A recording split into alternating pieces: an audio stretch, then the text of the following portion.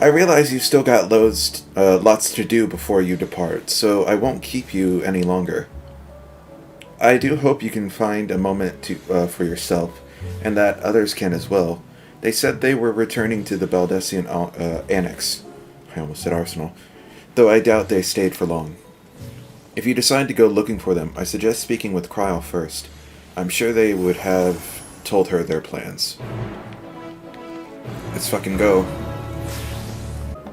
So, this will be a total shock, a total surprise for some people.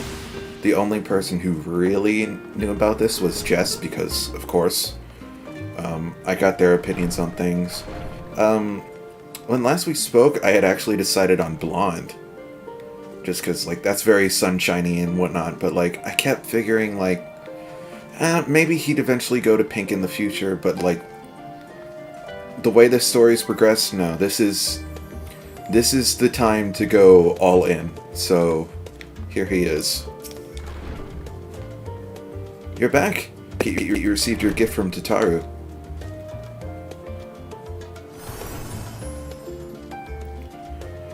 It was a surprise long in the making, with many, many long hours of fretting to get everything just right. I'm glad to see it realized, and with great success. If you're looking for the others, though, they're already taken their leave. Ishtola, Thankred, and Urianger have gone to the last stand for a bite to eat. Alize, Grahatia, meanwhile, thought their time had best spent poring over books in Numenon. As for Alphino and Estinian, well, they elected to pay a visit to the Levier estate. The Estinians seemed somewhat reluctant to go.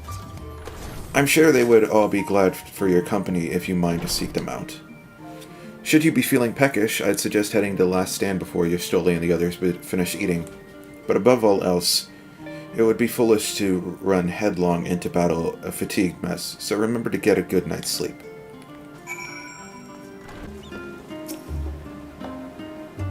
Ah, come to make a trio or quartet, have you? Please, have a seat, and we'll see about getting you a drink.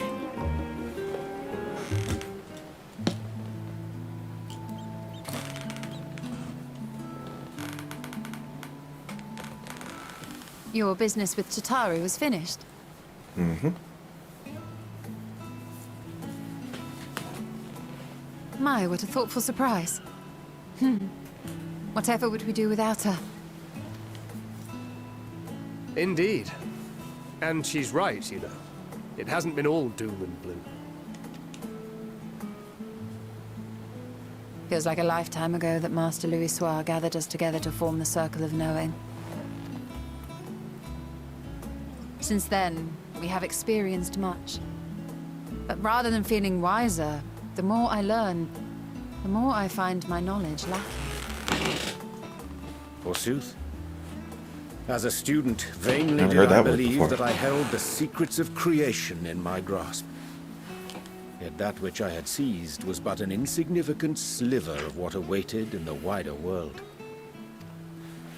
Every encounter, every experience hath served to open mine eyes, enlightening and humbling me in equal measure. Even from those whom I called enemies have I learned many a valuable lesson.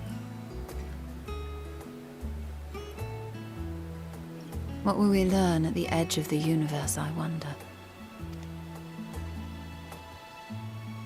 Where the weather was a bit more clear. Ultima Thule, where the bringer of the end makes her nest. I, for one, can't possibly imagine.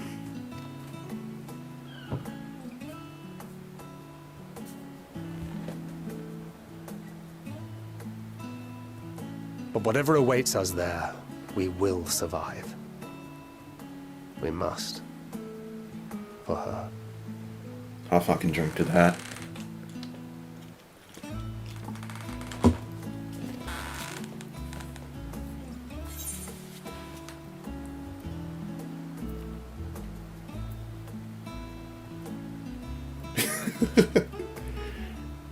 We'll get through this together.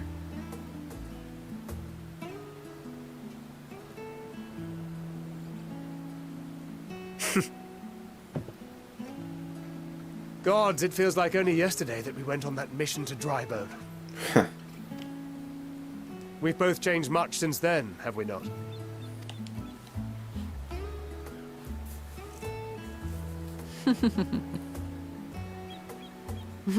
We've come far together, and if we have aught to say about it, we'll go further still. Aye, we will avert this calamity and return home. In preparation for which, we must give thought to what we hope to achieve after the proverbial dust has settled. What with the primals and Ascians all but dealt with, I suppose we'll need to look for new hobbies. In all seriousness, though, in uniting to overcome a common foe, the disparate peoples of the world have found a way forward together. It's a truly gratifying sight to see. Indeed. Though it was many years in the making, we have successfully set in motion the gears of fundamental change. With this, we have fulfilled our humble role as a symbol of hope. And I dare say it is time to bow out. After all, there is no shortage of hands to bear the torch in our stead.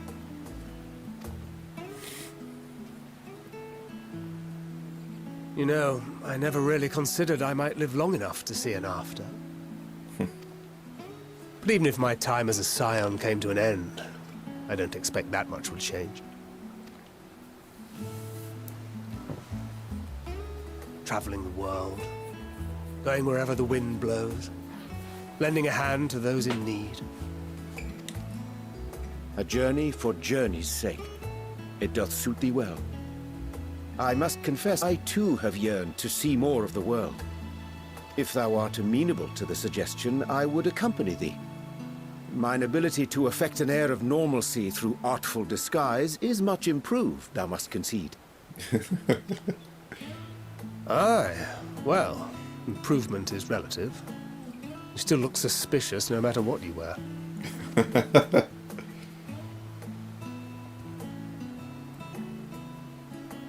What of you, Ishtola? Any grand plans? I am very much a supporter of the dads going to travel the world together. Why, continue my quest for knowledge, naturally. To begin with, I wish to know the state of the reflections, to which end I must find a means to travel between worlds. 'Tis the She's least got a hot I date must to get do to. if I'm to keep my promise.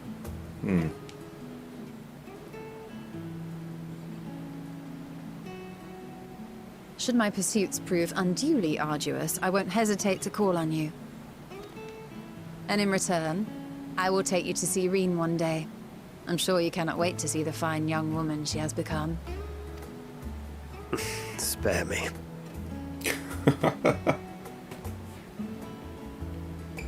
And what of thee? What wouldst thou pursue at duty's end? Oh boy, isn't that the question? Here's yours. My apologies for the wait. Well, shall we make a toast?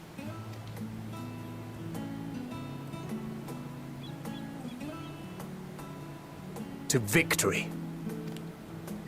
To our comrades. To the future of the star.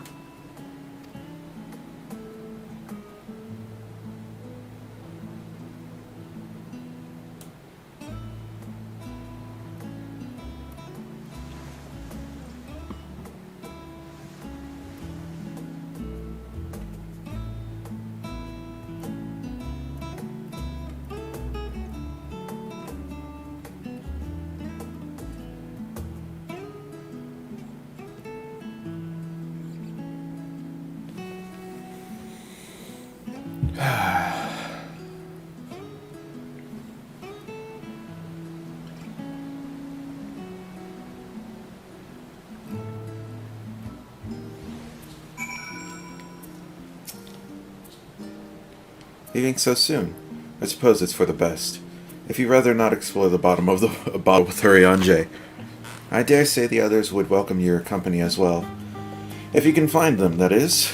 In any case, as long as you make the most of your time, then it then that is all that matters. Alright, guys. See you later. Where to next? Look at Estinian. All dressed proper and shit.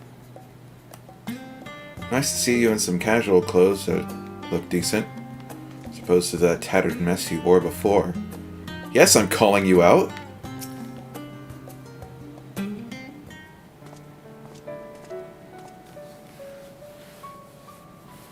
Oh. What brings you here?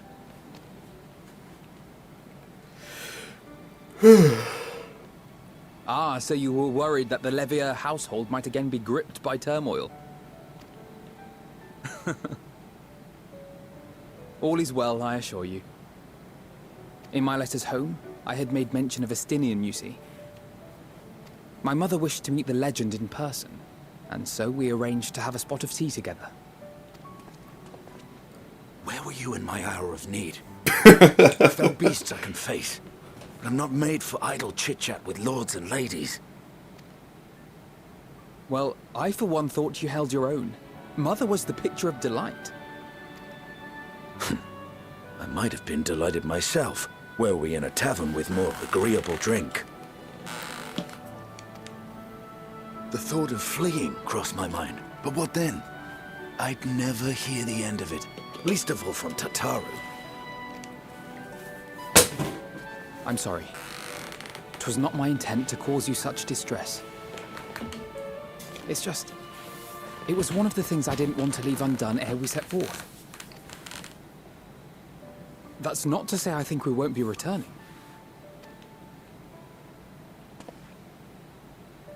Yet, given what lies ahead, I did not wish to leave for later that which I could do today. After all, tomorrow is never promised. It's fine. Not like I had better things to do. Besides, seeing you with your mother brought back fond memories of my own. Be we rich or poor, family is family. Well, it's past time we were on our way.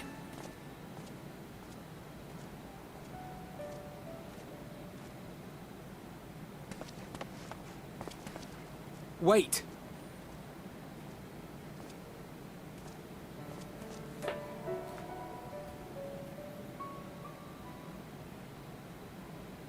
Since I left home, I've made a great many mistakes. Mistakes for which I can never make amends. But through it all, you didn't give up on me. To have returned here with you at my side, it means more to me than you know.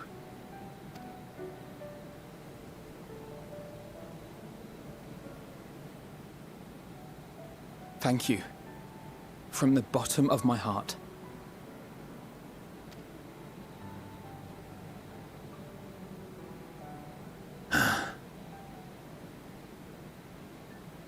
Forgive me, but it needed to be said. I'm the one who owes you thanks. Were it not for you, I would not be alive today, nor come to terms with Nidhogg's spirit. I am ever grateful.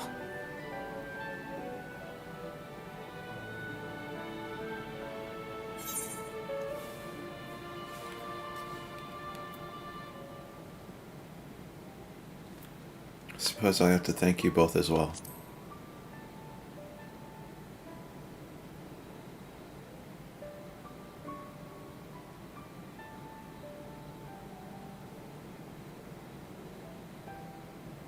Well, we needn't make it a competition.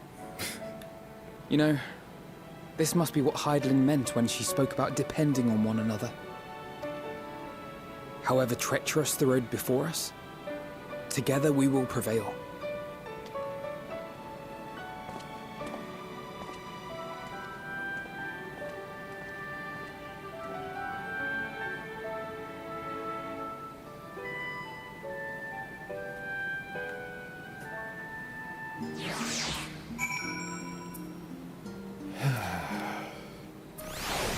Wholesome shit.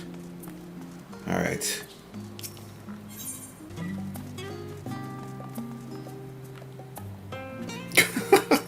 Go get some sleep. Oh my god, you two are hopeless. Try speaking to Alice, but she's fast asleep. I will carry you both back, I swear.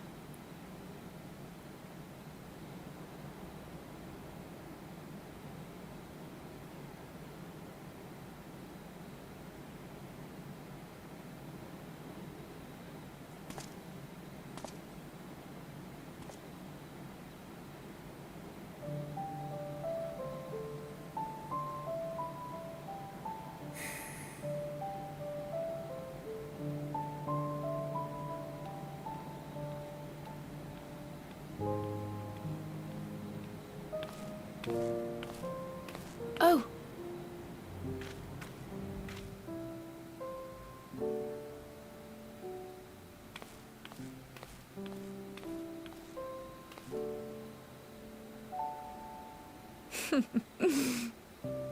Knowing them, they're probably dreaming about the celestial adventures to come. Just as well. They've been running themselves ragged of late. Unlike you and the others, I'm a few steps removed from the danger and excitement. The things you all get up to never fail to impress me. But by the same token, I can't help but worry. Not only for your safety, but for your happiness. After everything you've sacrificed, you earned it 1,000 times over.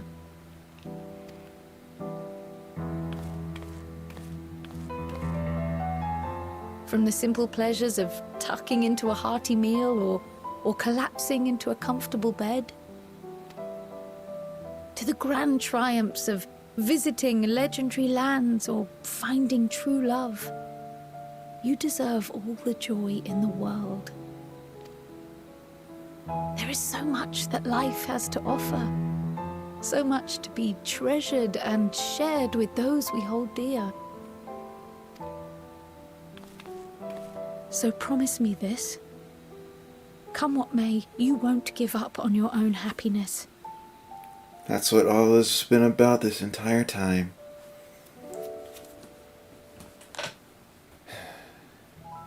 He's there, Cryle. You don't need to worry for him. When you're out there fighting tooth and nail, it's all too easy to forget. But in the end, your passions will be your greatest strength of all. Remember that.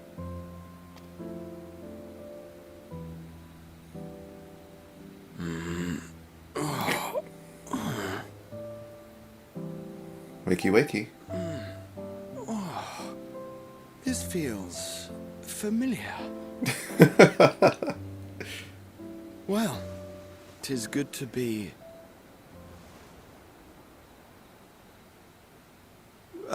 wait. What am I... Gods, don't tell me I fell asleep. Not that there's any shame in it, but you were sleeping like babies.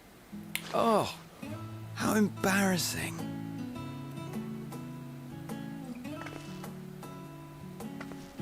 And there she goes. Not a word to anyone. Understood? Not one word. I'm told that sleeping in proper beds of your own choosing is a much more effective way to prepare for battle.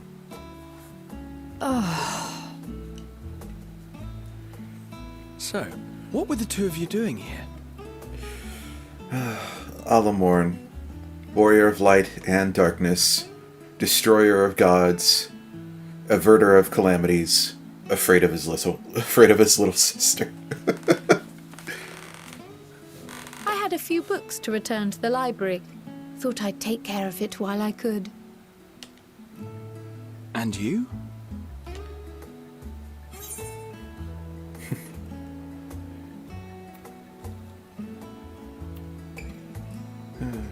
Just enjoying a little peace and quiet.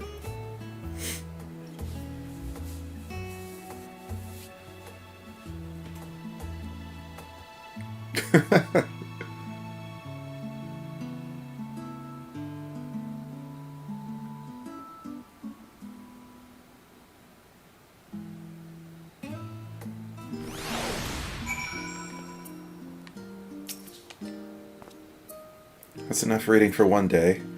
As we don't know how long we'll be away, I'd best return these books before we depart. And eat. I'm absolutely famished. What about you? I see. Perhaps I'll stop at the last stand on my way back. Gosh, I didn't realize I was so tired.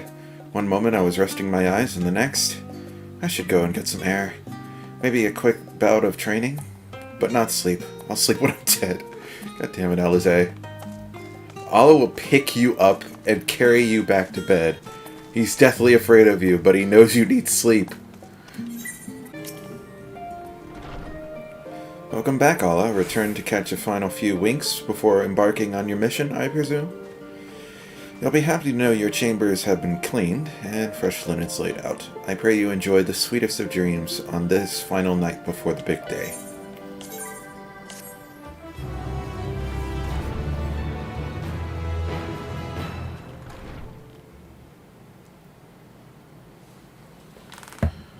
That night at the Royal Menagerie in Alamigo.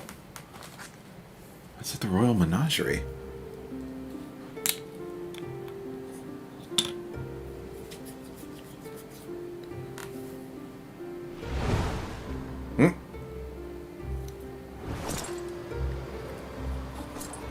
Xenos, what the fuck are you doing?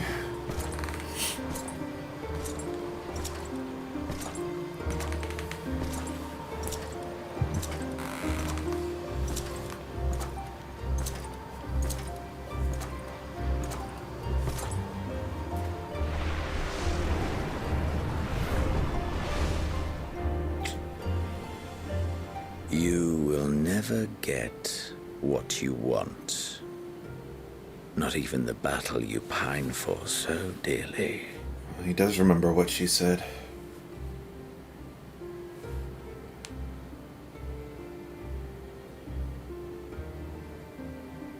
In that transcendent moment, what was it that I sought in you?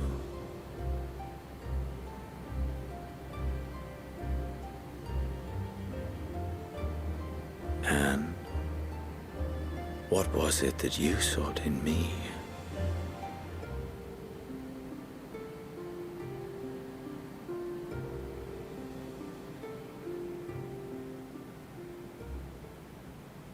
And thus it dawns. The day of reckoning. Dawn of the final day.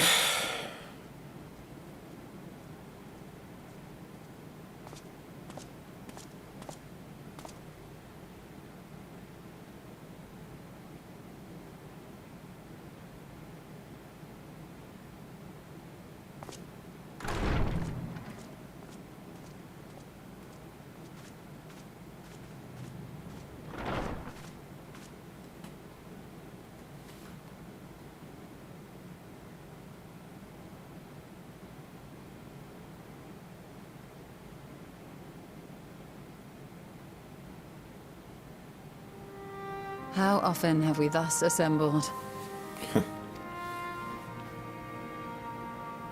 To combine our knowledge and seek solution problems before us. Back at the Waking Sands, it was all we could do to address the most minor of troubles. Who could have realized what we'd find when we began to look to the sources of the realm's woes? At the Rising Stones, we made great strides and shared many moments, from the joyous to the sorrowful. We've had occasion to call other places home too. Be it Ishgard or Kugane, we were fortunate to find sanctuary wherein we might take stock and continue our fight.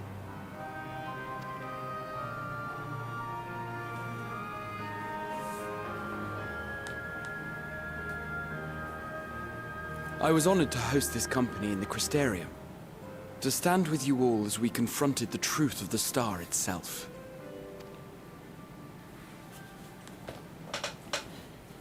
And now from this place, we go to fight the most important battle of all.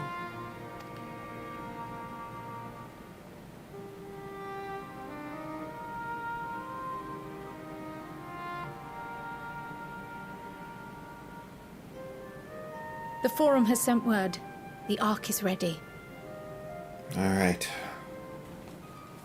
The Loporrits naturally will be commanding the vessel. They will see the 8 of you to Ultima Thule.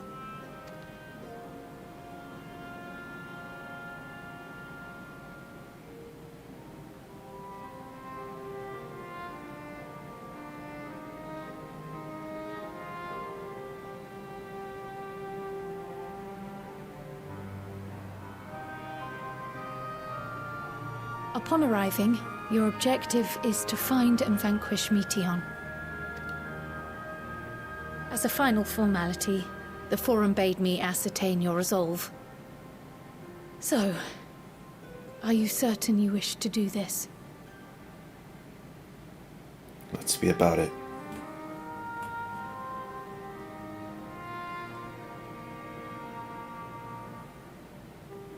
We are.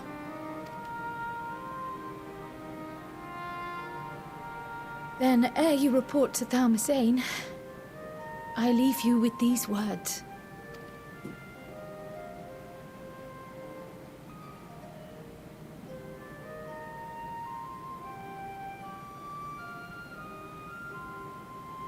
You must triumph.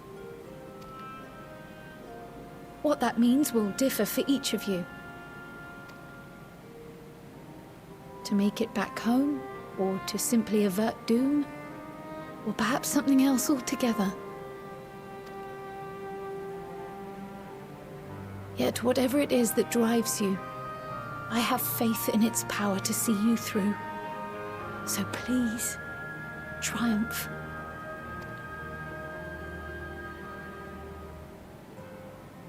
Triumph, as we who remain behind believe you will.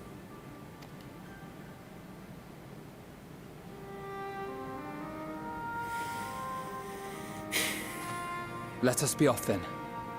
Let's go.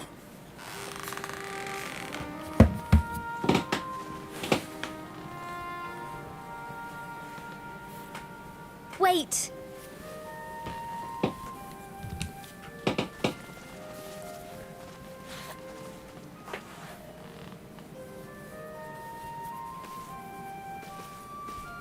Both Kryle and I will be there to see you off, but as your receptionist, I feel I need to say this here.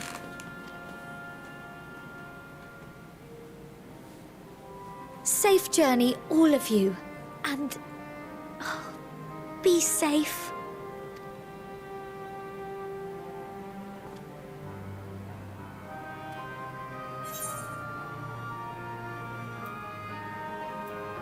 You can count on it.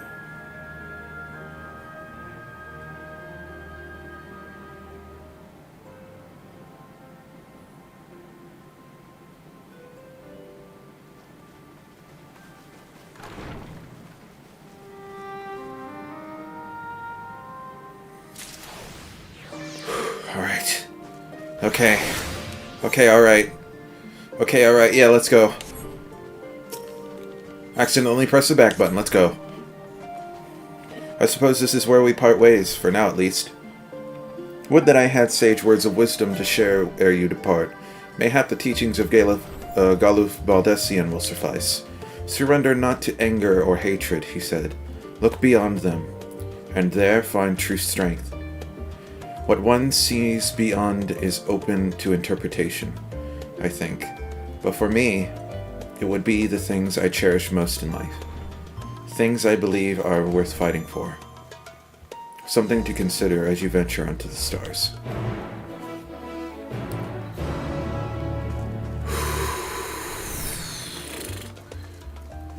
Oh, God.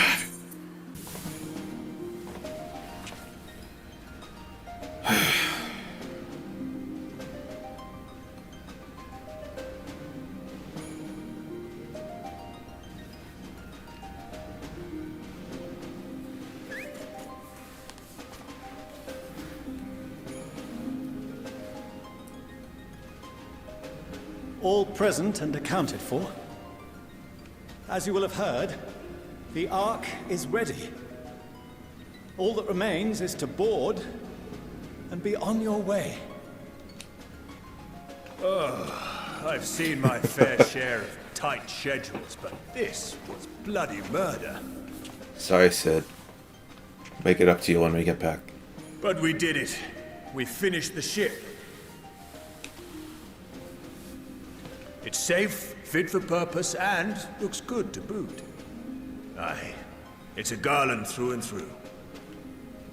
I really don't know what we'd do without you. Thank you for everything. Don't mention it. Ever since that episode with Omega, I've been toying with the idea of starfaring vessels.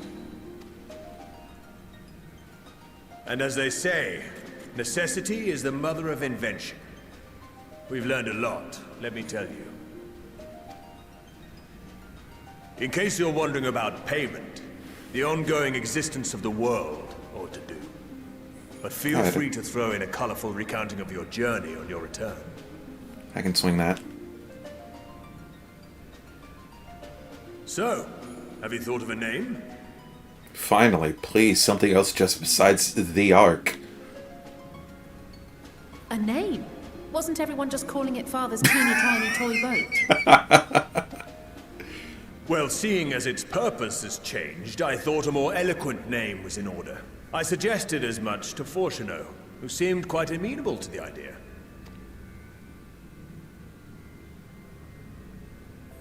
As you know, this vessel is the culmination of heretofore unprecedented collaboration. And though said collaboration is owed to the Scions, there is another whose noble deeds made our work possible. From a fragment of Dalamud, we obtained not only advanced materials such as refined adamantite, but the knowledge to traverse the stars. And this fragment would not have found its way to us had the Archon Louisoix not fought to protect this world. And in so doing, laid down his life. Now that the vessel stands complete, I cannot help but wonder if it was more than mere happenstance. If it was my father's intention to guide us here. In the hopes that his guidance will see you all safely home, I name the vessel after that self-same fragment of Dalamud he delivered unto us.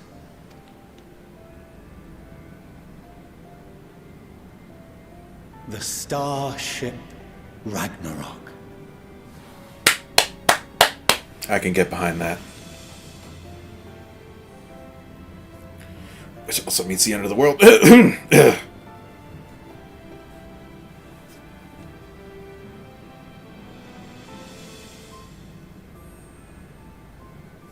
Sorry for the wait.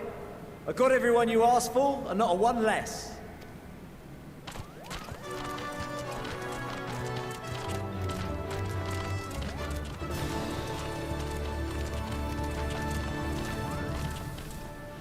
What are you all doing here? Oh, I invited them. The representatives of those tribes with religious inclinations. You've done a fine job of readying the Ragnarok, but for it to take flight, we'll of course need the power of the Mother Crystal. Given its immense size, however, transporting it would be an absolute logistical nightmare, not to mention we'd need to shatter it into tiny shards for feeding to the engines. But a brilliant idea came to me. We convert the crystal's energy into forms that can transport themselves!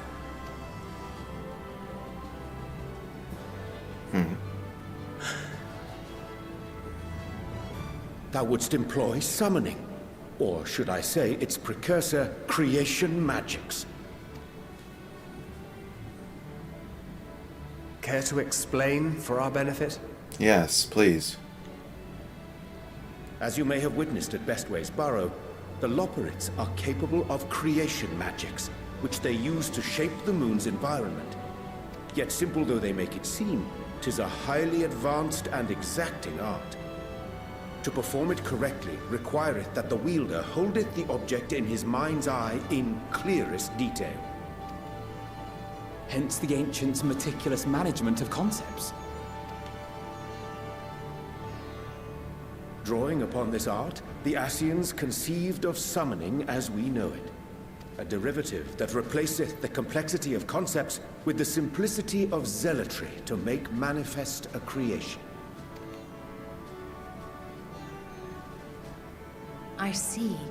By combining the Loporrit's magics and the tribe's faith, we convert the Mother Crystal into primals of purer form and greater obedience. Summoning as it was intended, one might say. Indeed! Indeed! While Hydaelyn gave us the ability to use creation magics, she forbade us from using it to make anything possessed of a soul, or similar. She didn't say anything about fulfilling the desires of others, though. So, borrowing our friend's faith, we'll create deities using the Mother Crystal's power and send them to the Ragnarok! Am I the only one here concerned about the risk of being turned into a tempered minion? Oh, right, I was getting to that. From what I've read in Sharlayan tomes, it appears the Ascians incorporated an additional nasty element into their summoning method. The fervent desire to assimilate others into one's belief. Beings thus created are instilled with the self-same desire and use their powers to enthrall people, starting with the summoner. In contrast, our creation magics, the original and the best, except no substitutes, don't incorporate any of that rubbish, so there's no risk of temptation. Copyright, do not steal. I mean, if the being was on the scale of Zodiark, you might feel a little tug, but I think we'll be safe enough. Truth be told, I do not understand the intricacies of this plan. But none of us would ever turn our backs on you. We're gonna power our spaceship with gods. Well, we're going from one god to many smaller ones. I guess that kind of makes sense. When the avatars of our faith ran amok, you intervened without decrying we who birthed them. Where others vilified and suppressed us, you offered understanding and friendship.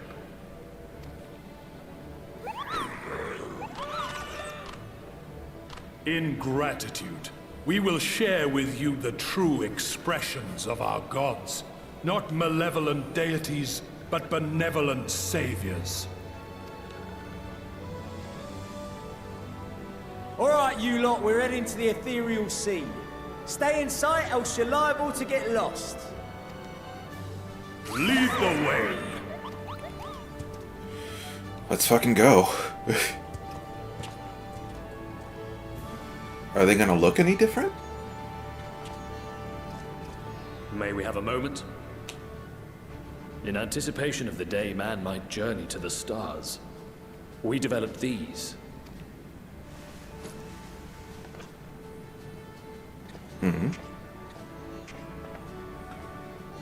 Portable teleportation devices. One for each of you, designed to work in tandem. Press the button on one, and in a matter of moments, all 8 will activate and send their owners back to the Ragnarok. There is no telling what hazards you may encounter. If you find yourself separated or lost, please do not hesitate to use them. These are probably going to be important. Be safe, all of you, and come back.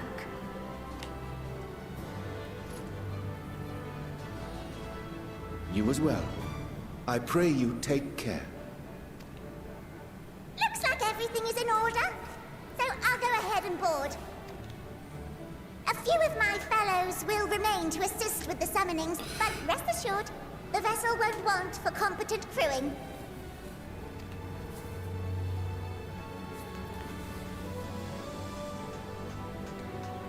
If you are ready, then you should board as well. Go, and Godspeed.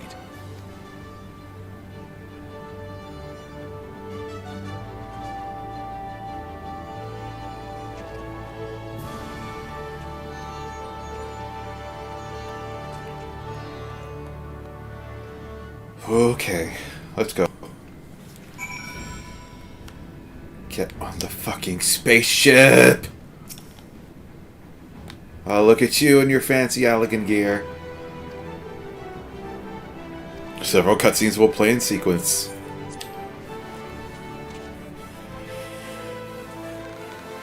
Oh boy.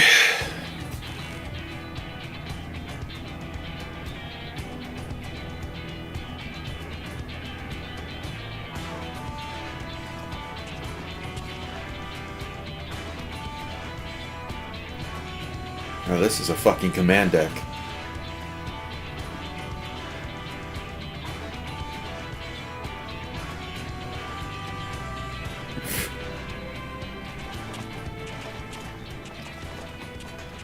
Welcome to the bridge, everyone!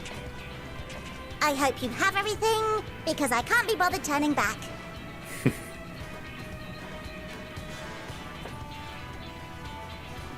Right then. Make yourselves comfortable. We're setting off in just a moment.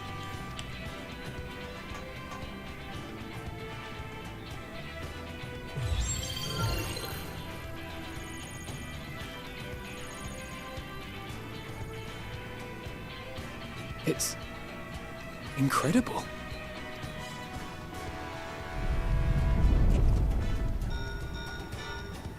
This is Fortuno. Can you hear me? The preparations for the summonings are complete. In accordance with the 14th phase of the plan, we have moved the Ragnarok to the launch site. The gates are open. You may depart when ready. So, are we ready? As ready as we'll ever be. Let's get going. Let's fucking go. Oh, come on. The burnt out star's got more fire in its belly. Try it again. With feeling. This time with feeling.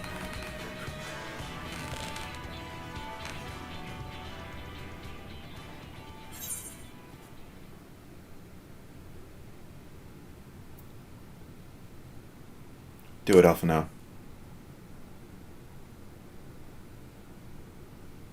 Me? But I... Come on. No need to be coy, brother. Do it, and do it well.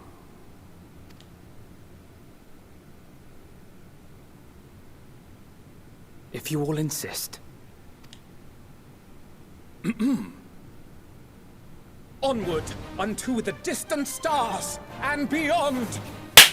Let's fucking go. Ragnarok, engage. Yeah! Engage! Engage! Engage!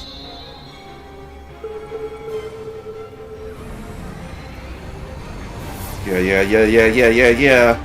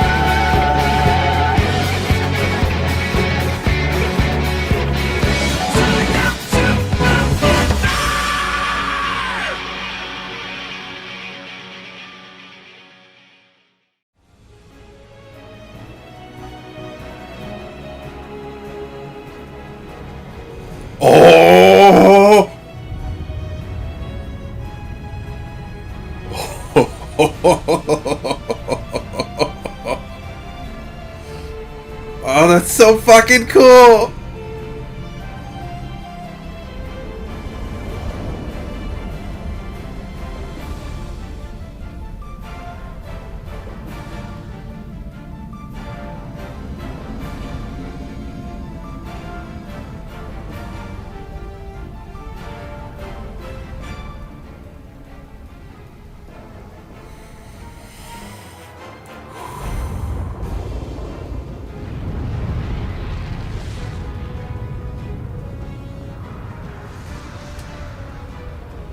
Oh, it's like the 1.0 trailer.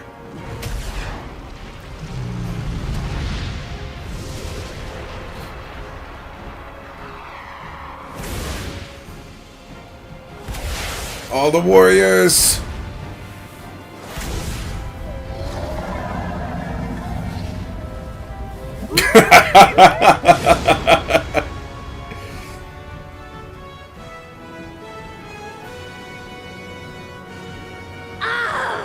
That I must carry landwalkers into the sky!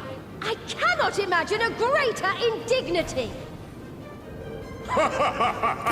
Do not sulk so, for thy mighty winds exist not only to buffet and batter. Nay, they may serve also to thrust forth with vigor.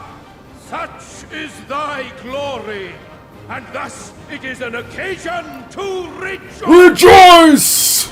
So come, let us revel!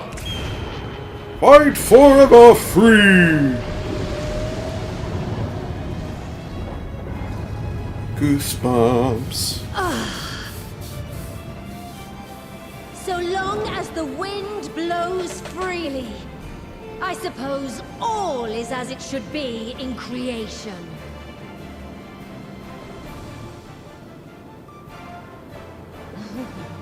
I will render unto them a storm, that they may pierce the firmament and fly free!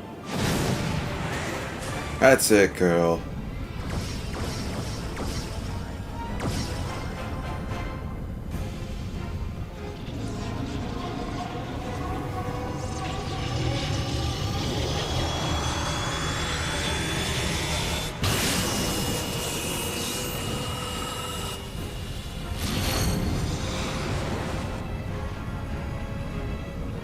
And off we go.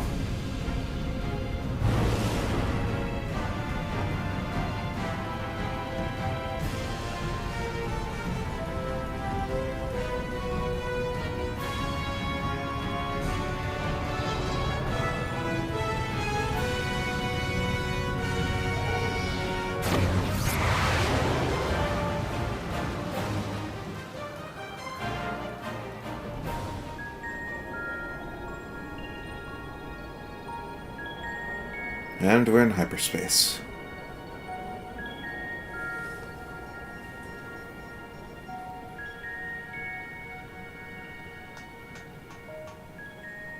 Still in one piece? Good. Sleeping way? Report? All's well. Fantastic, even. Thanks to the power of those primals, the engines are roaring and we're ripping along. All values are also within projected ranges. Time to destination is 8 carats. How long is that?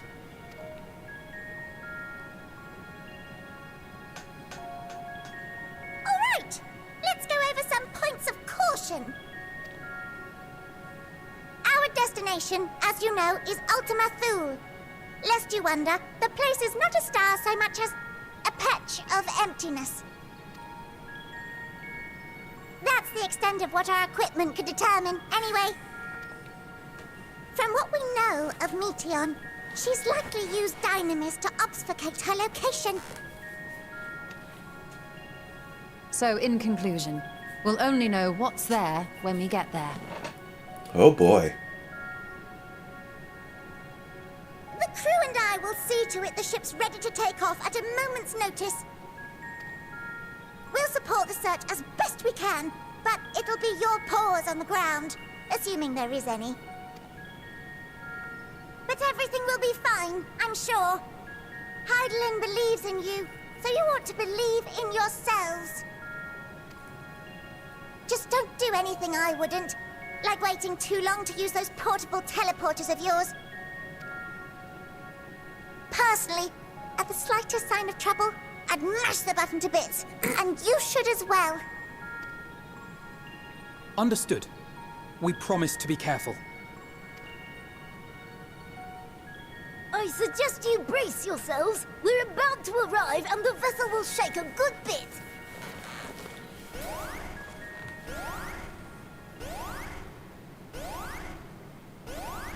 That can't be good.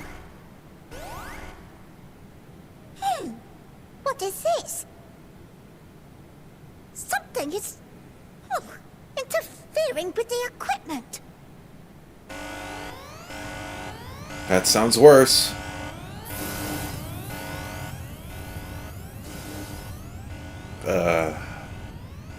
Greetings.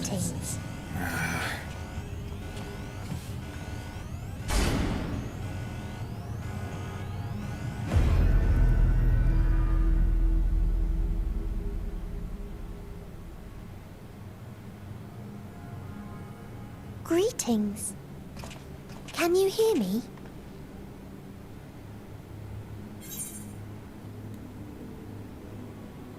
Meteon.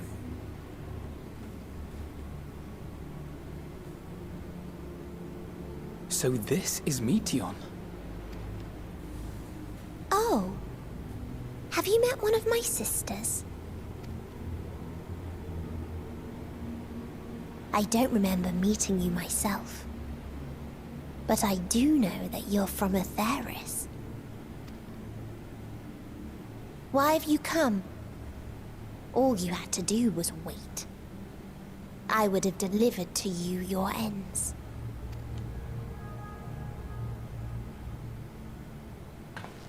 We didn't ask for that. I don't understand. All life is destined to end. Why choose to prolong your suffering? Effort, ambition, love, they amount to naught.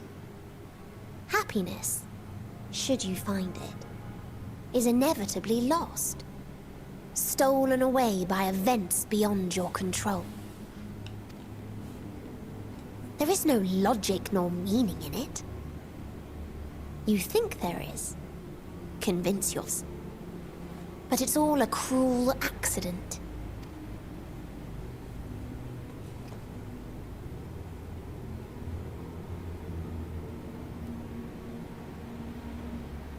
Come now.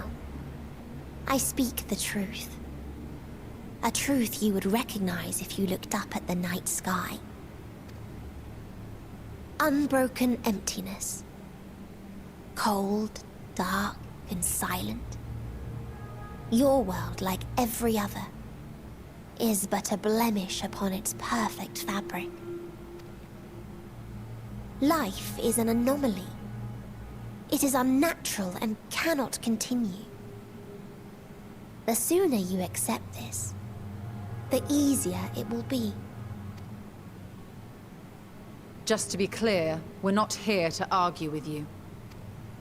We know that life is fleeting, and that in the short time we have it, we're not assured happiness.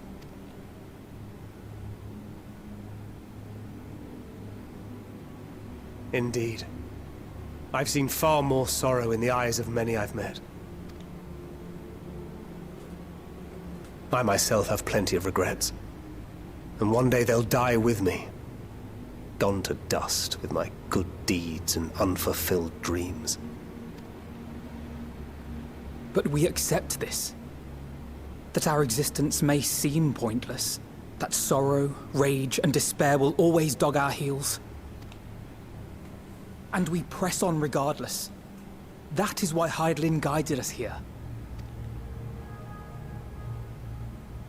In her boundless love for mankind, she has prepared us for this trial, and in her name, we have come for you.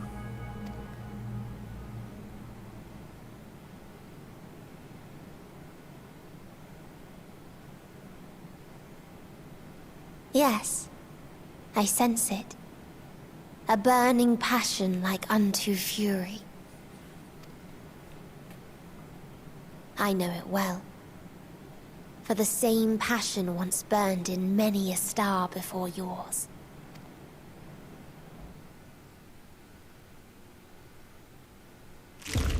Suffocated and extinguished now.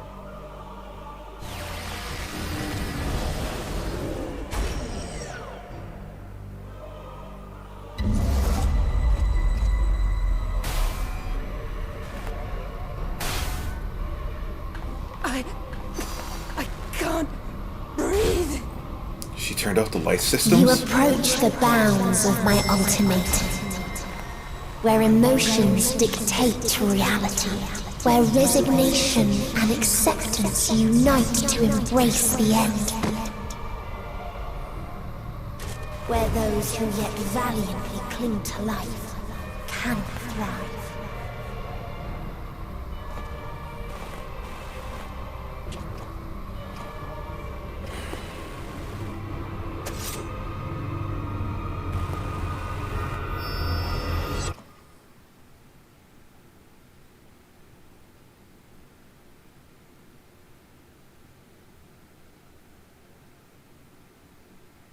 What happened?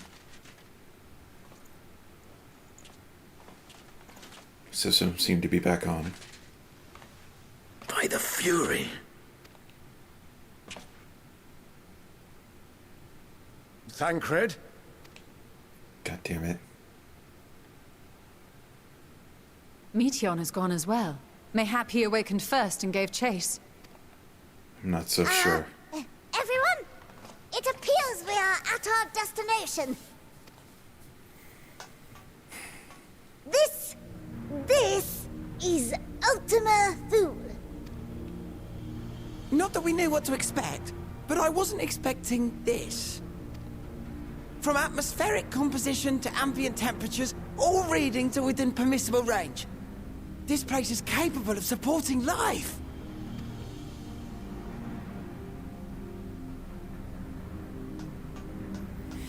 If that's the case, then Thancred may well have gone on ahead. Let's go and have a look.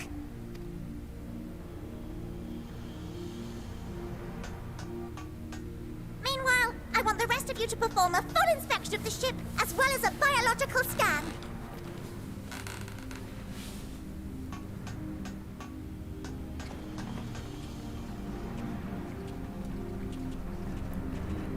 Let's see what awaits us here at the end. So it was that the brave wayfarers arrived at last at Dream's End. Hydaelyn. In following their path walked and history written, I am made keenly aware of one truth. Though the curtains may fall again and again, so long as others take the stage, ever shall there be more tales to tell. Wow. So, let them bring it to a close, I say. Let the curtains fall upon this, the final chapter in the tale of the star. Sea of Stars, Ultima Thule. Is this a dead star? As I live and breathe, I live and breathe. Well, the environment itself shouldn't kill us. Well then, let us search for Thancred while exploring the area. The ship we leave in your care. This is it.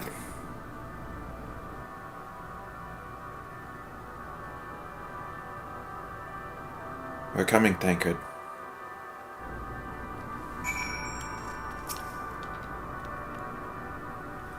I can't guarantee it will be of help in these strange surrounds, but I've readied a provisions node in case of emergency. Of course, if you encounter any real danger here, I expect you to return to the Ragnarok at once.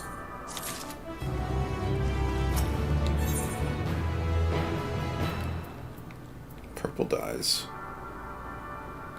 Oh, what the fuck is that S?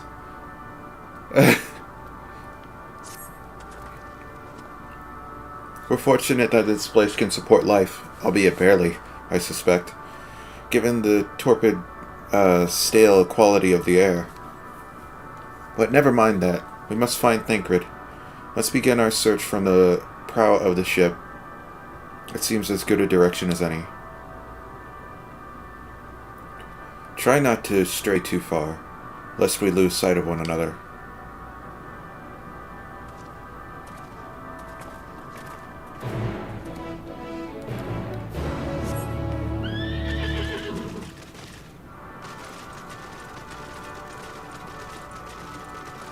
Is this the landing gear? That's interesting.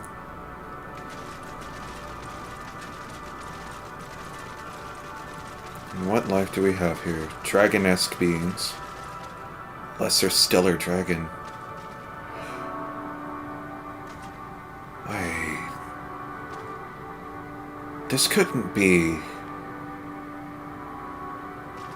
This couldn't be where Midgard Sommer is from, is it? If there's dragons here... There's dragons here. Is this... Whoa. I just got chills.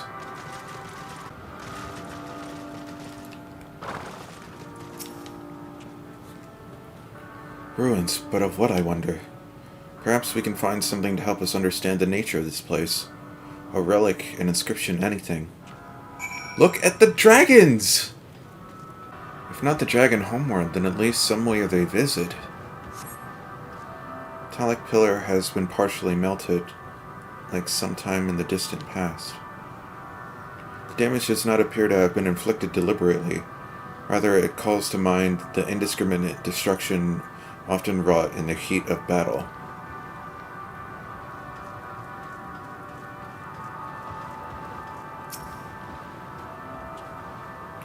Look here, this part is relatively intact.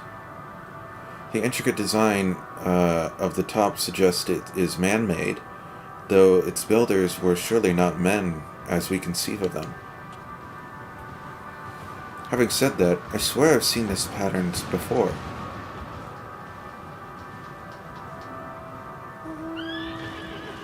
This has to be.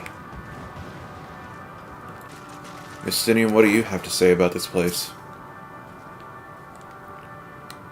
I thought this hill might afford a better view of our surroundings. A poor decision in hindsight. Besides the light from the ship, all is shrouded in darkness. If Thancred is here, I'd never know it. From what I can tell, we are near the edge of an island, if you can call it that, surrounded by floating debris.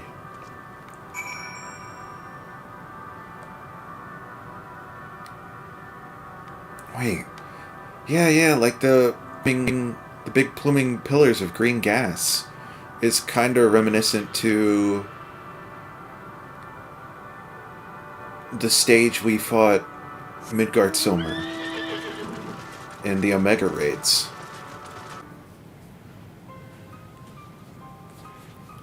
Were you able to find anything? As I feared, and still no trace of Thancred.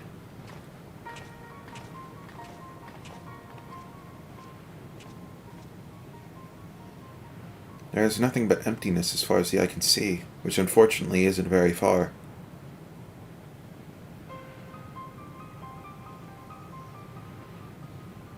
Though I can't help but suspect that someone or something is here. There are times when I can sense it drawing close, and then a chill washes over me, leaving me exhausted. Leaving me with feelings of death and anguish.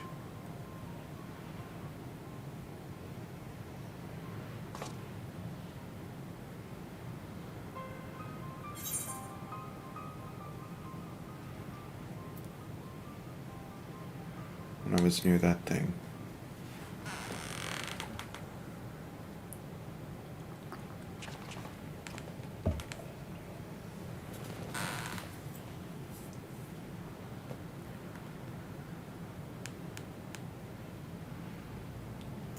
What are you talking about? There's nothing there? Excuse me? They can't see the dragons? Oh.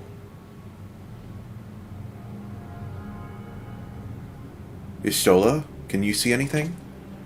Before we jump to conclusions, perhaps we should search elsewhere.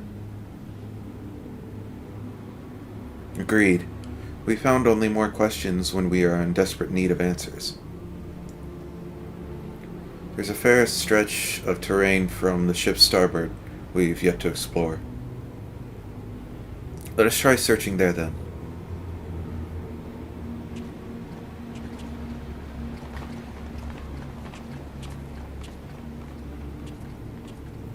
Allah, a word before we join the others.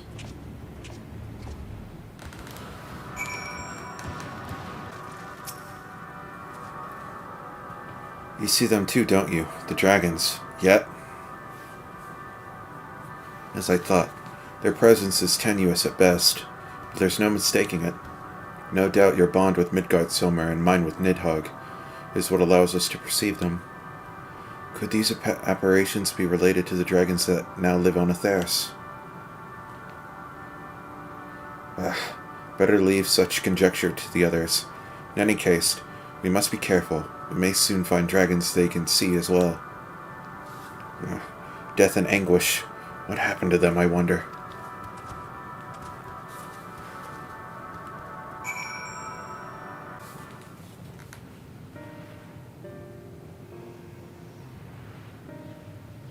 Can they see these?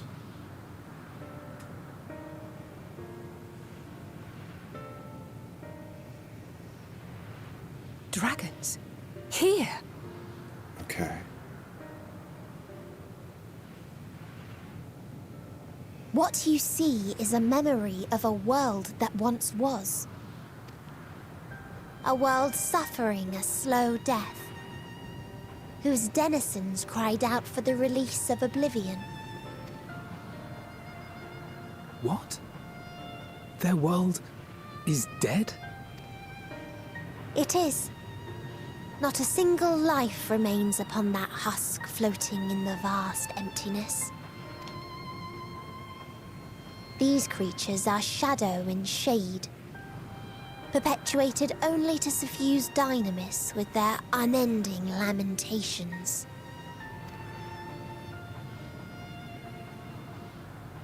Our friend Thancred. Where is he?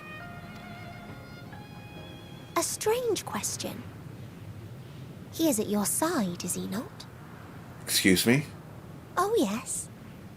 He is here and there, and everywhere within this space.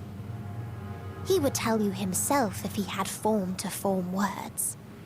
What the fuck did you do? Huh. Such loathing and uncertainty. You don't know why you still exist. In like manner to the oblivion I send. I tried to drown out your ether with dynamis. Beginning with this Thancred, who came at me despite being unable to breathe. Such a simple thing, unmaking men. In the blinking of an eye, he was gone. Didn't even have the chance to be transformed. Yet somehow, he managed to leave a slither of himself behind. What you call the heart? Or perhaps the soul. In his final moment, he cried out from it. A single word. Survive. That wish proved stronger than the despair that ruled here. It overpowered it, causing this space to be remade. Into a place you can perceive, and where life can endure. That you draw breath is proof that his soul lives on. For how long, however, remains to be seen. Well then, We should hurry and tend to business.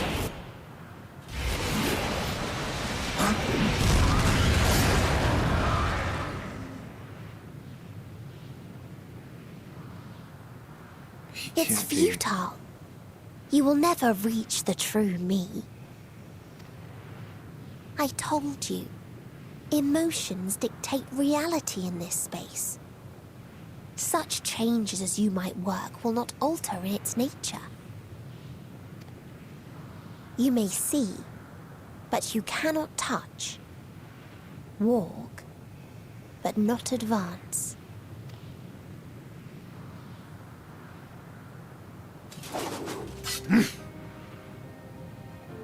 Meteon holds too much sway here. How do we contend with a foe who can unmake us on a whim? We'll find a way. And a way to get Thancred back.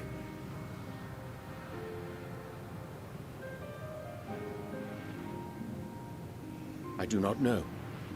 But Thancred gave his life that we might come this far. We must press on.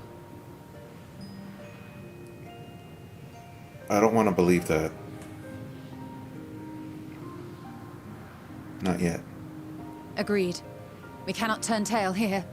Not without something to show for our comrades' sacrifice.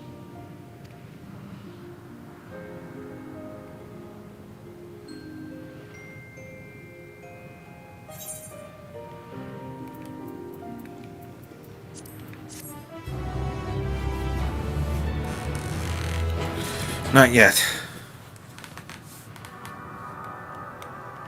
We'll see where things stand when this is over.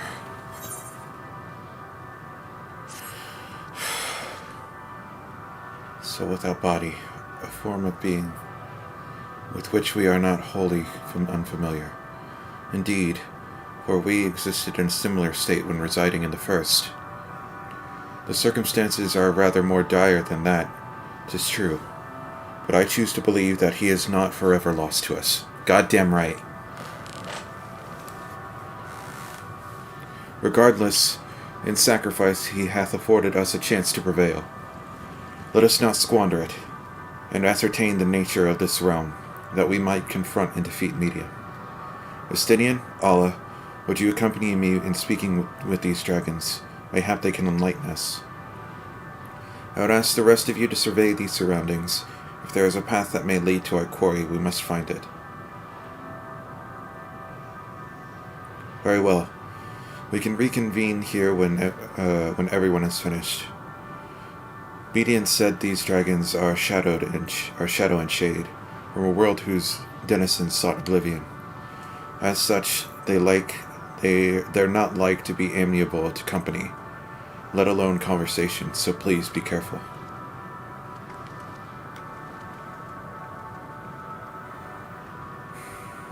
Let us split up together what knowledge we may.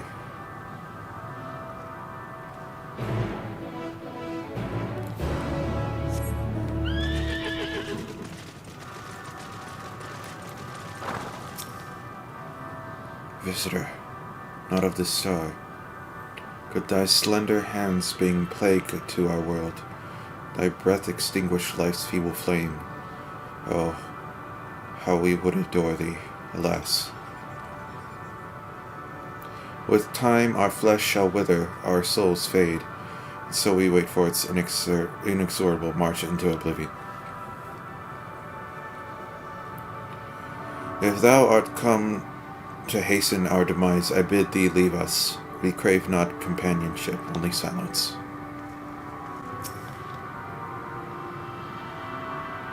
Beyond the distant veil, paradise lost, so glorious, so beautiful. We were a proud and noble race, strength embodied. We knew only love before they came. Metal monstrosities of black and silver.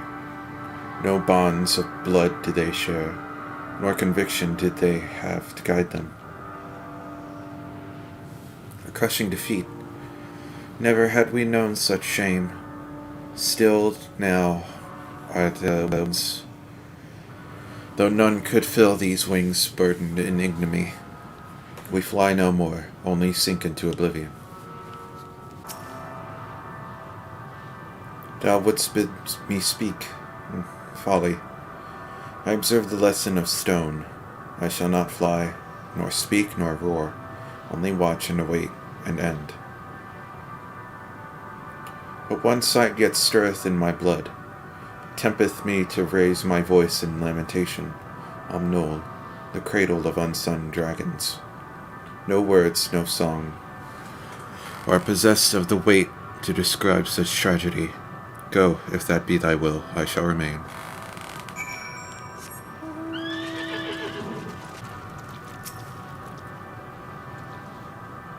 They led you here as well, did they? It was described to me as a source of their woes and proof of their end. I think I'm beginning to see why. It's a hatching ground, or was. I've seen similar on Atheris. Midgard Sommer's kind must have lived and thrived in a place such as this. Vreetrus said his father was driven from their ancestral home by war and strife. This, then, is the fate of those who remained. Let's have a look around. Maybe these eggs have more to tell of what happened here.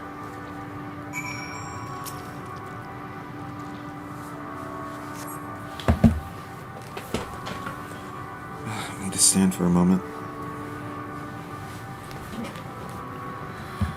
Inside the shattered egg, you find the remains of an unborn dragon. The body has already begun to decompose. Their gelatinous, half-dried membrane covering the corpse suggests it failed to emerge.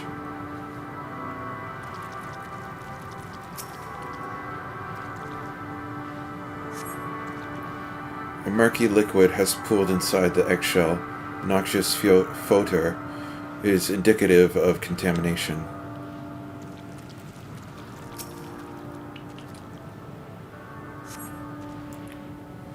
Gingerly lifting a large egg from the viscous mire, you peer inside and see a formless mass soaking in a pool of embryonic fluid. Your stomach turns as you return the egg to its resting place.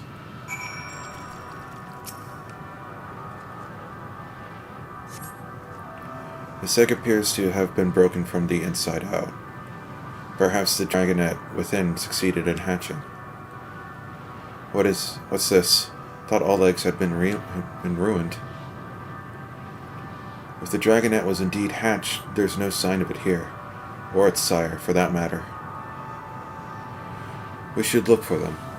You start with the cliff tops, I'll search the plains.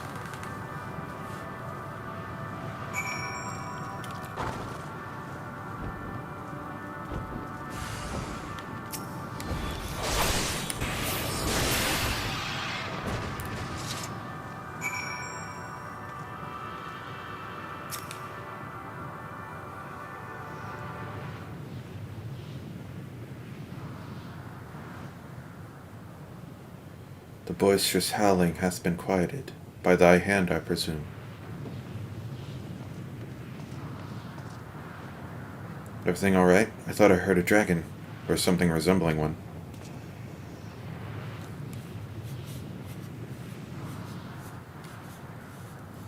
Ah, I see what's happened here. Was that your child?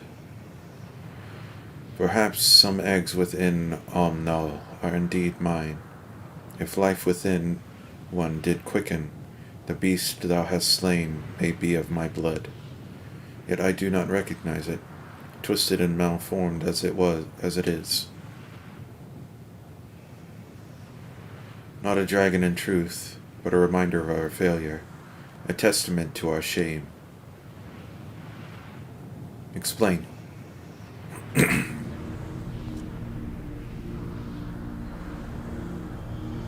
They descended from the heavens, cold, heartless machines, and with them rode war and death.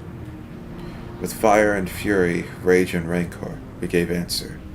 It was a long and bloody battle, but only the beginning.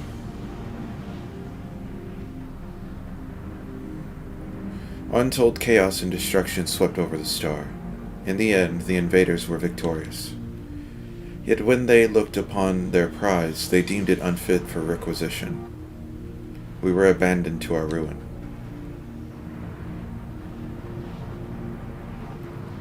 Survivors sought to put away their shame and to rebuild, a futile effort.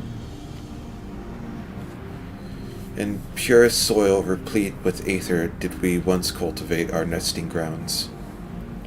But our lands were barren, and any eggs nurtured in such desolation were fated to rot. What few survive to hatch emerge as abominations. We shall have no new progeny. But there are dragons among you capable of journeying to other stars. That there are. Many would make the attempt, each bearing a clutch of eggs. The richest stars were home to the harshest rulers, and the arrival of dragons incited contests for supremacy. When the fires faded, the wars lost and won, they too were reduced to ash and waste. 'Tis the curse of those who seek life, to be drawn into conflict, to conquer or be conquered.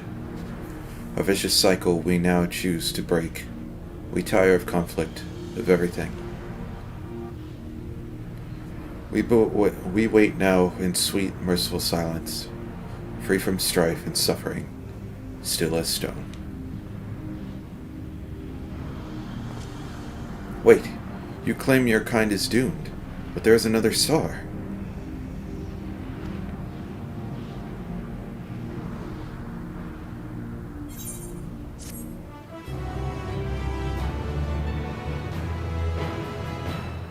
So Midgardsummer was one of many dragons who left.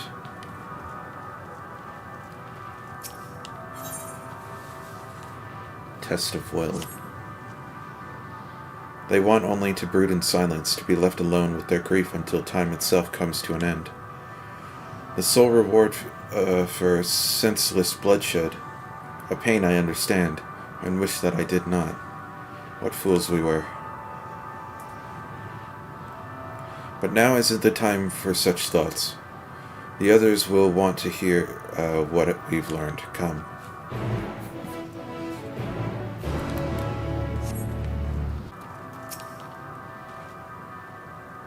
Were you able to establish any meaningful contact with the dragons?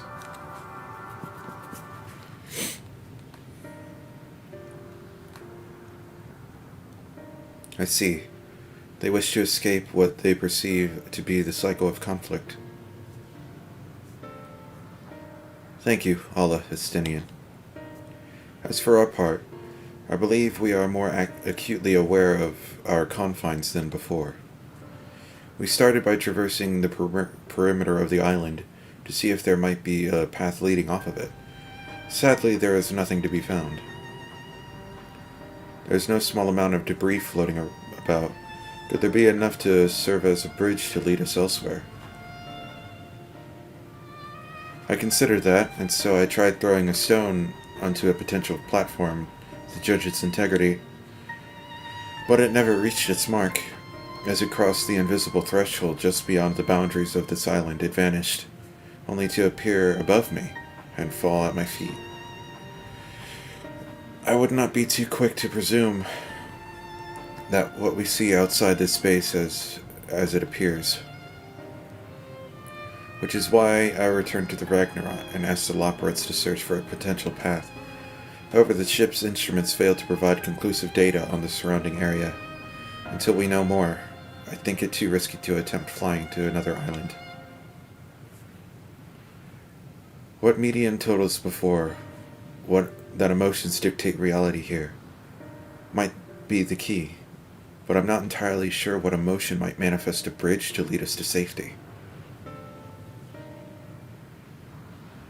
So what you're saying is we've no way forward.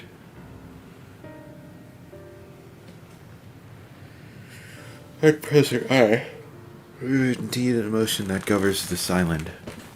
Perhaps it's not Meteons, but the dragons that hold us here. They tire of conflict, and have chosen a path of oblivion to escape it. Or rather, they have chosen no path at all, meaning there is no way for the dragons or anyone here on this island to advance. A sound theory, disheartening though it may be. If that is the case, what recourse do we have? They are not like to be persuaded to help us. Their reasoning is built on a history of turmoil and strife. Without irrefutable proof, the future is not as bleak as they believe it to be. Mayhap persuasion is not the answer.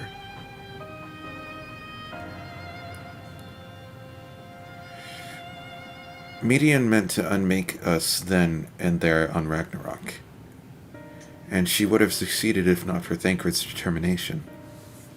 She conceded it was strong enough to overpower the despair that otherwise rules Ultima Thule, and reshape it to a degree. Perhaps it can be done again, in like manner, by overpowering and the prevailing emotions. 'Twas Ultima Thule's architect, Meteon herself, against whom Thancred did pit himself in a clash of wills. Though I marked no eager leader among them, as such, I did chance encounter a dragon possessed of despair far more potent than most, potent enough mayhap to dictate the course of others, and thus their domain to follow.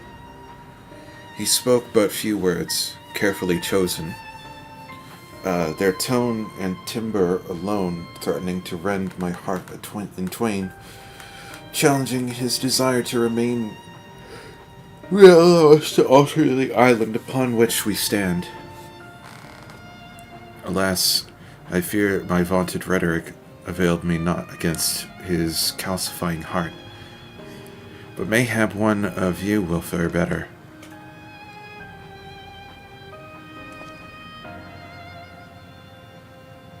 I shall guide thee. Allend, they call him. In the dragon tongue, thou wilt find him nearby, eyes fixed upon the water. Well, what do we have to lose? Let's get started.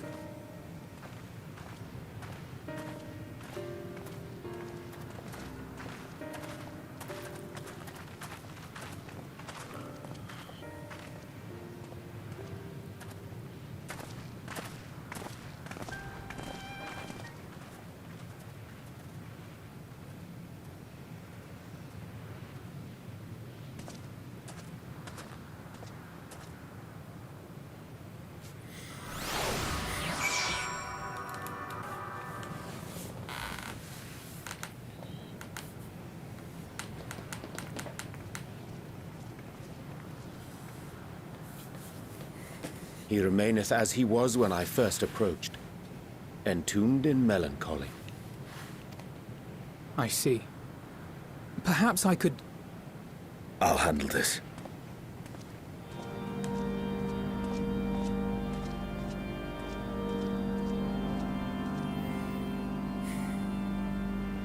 So, waiting to die like all the others, are you?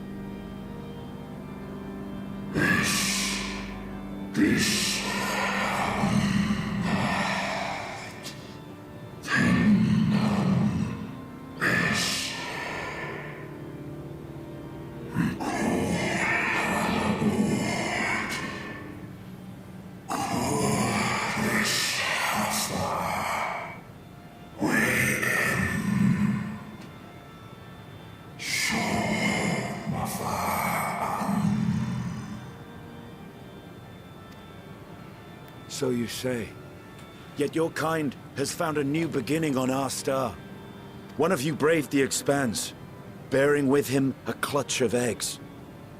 They and their children now rule our skies, their song heard by all.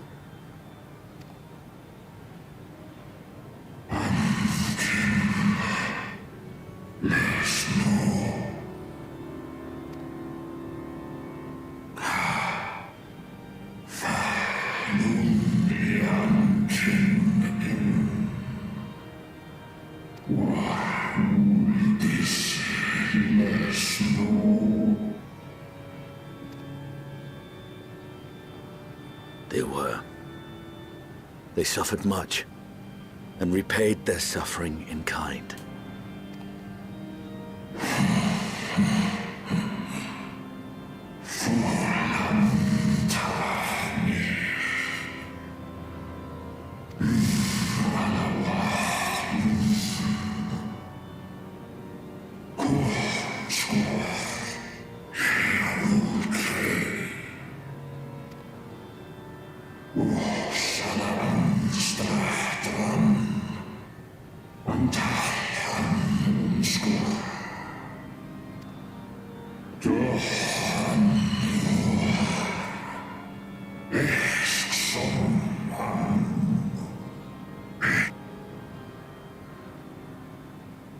Had your brethren made the selfsame choice, my family might still be alive. Yet lasting peace does not come to those who simply retreat from conflict. No, you must be willing to confront it, to stare into the face of your foe, and see yourself in him. Only then can you break the cycle of torment and tragedy. This lesson, a dear friend taught me at the risk of his life. There is no nobility in your penance. You wallow in self-pity. And after everything we've endured, we will not let you stop us.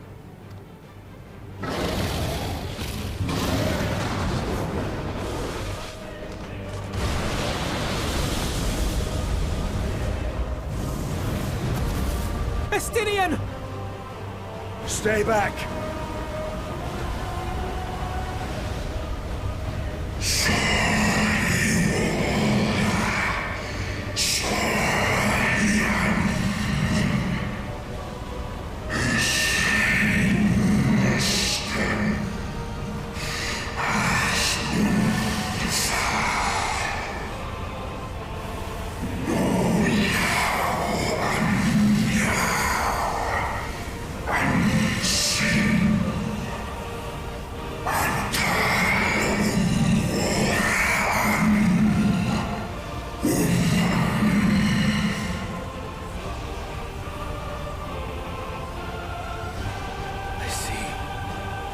There's emotion that bars our way.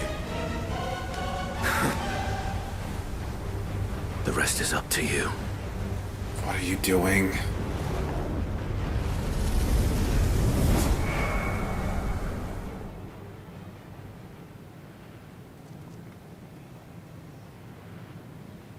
No! Not Estinian too!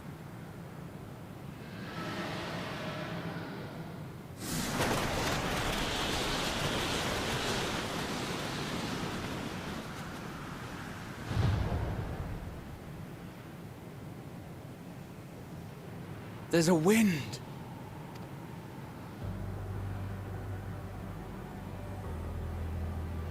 He's opened the way for us.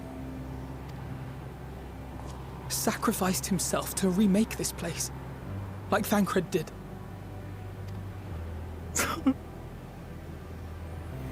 Oh, Alphino. Don't give up yet.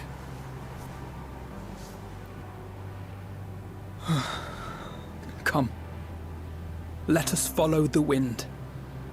It will not lead us astray. He would not.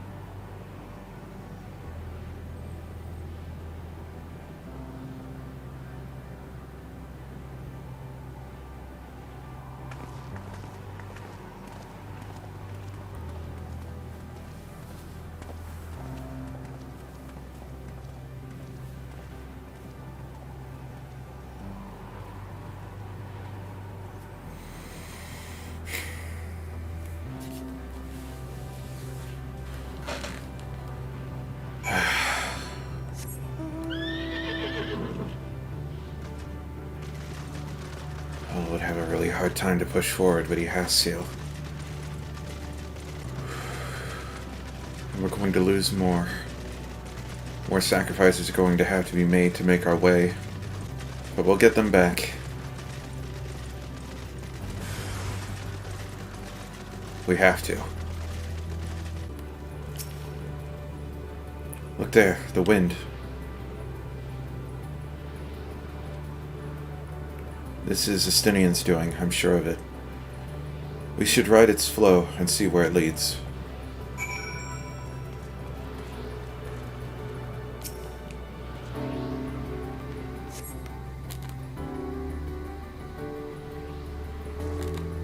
The music's getting clearer.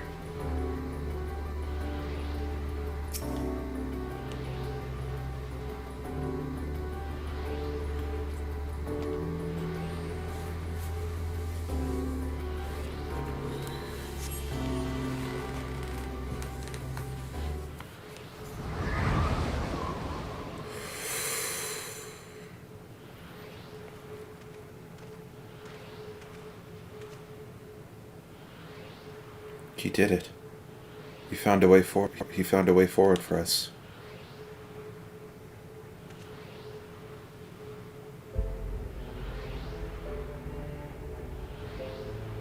Dragons remain trapped within a prison of their own making, lamenting the horrors of war. Yet Estinian knew them better than most. He was a man of honor and a dear friend, willing to fight to the very end for what we believed was right. And he's still fighting Alphino, just like Thancred. Their sacrifices are why we can survive here. Why we still have a chance to stop her. Even in spirit, they're unwilling to give in to despair, and we mustn't either. Isaiah's right. We must press on for their sake.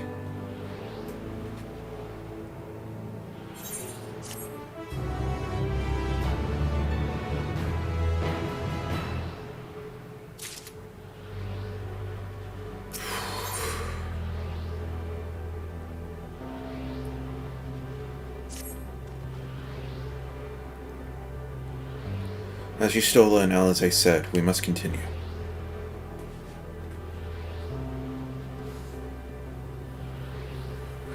Notice the change in our surroundings. Perhaps this is the memory of an altogether different world. It would be prudent to learn more of it then. Tread carefully, lest we lose our footing in this sand.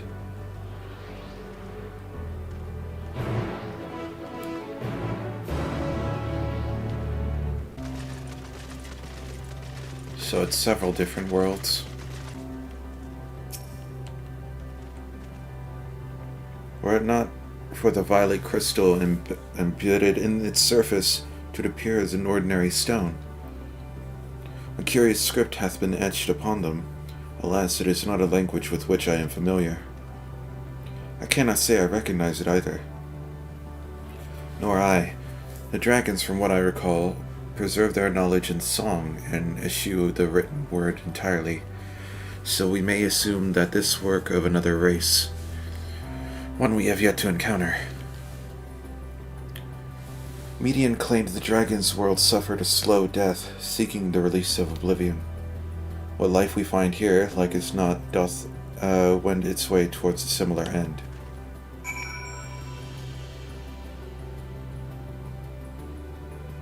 Wow.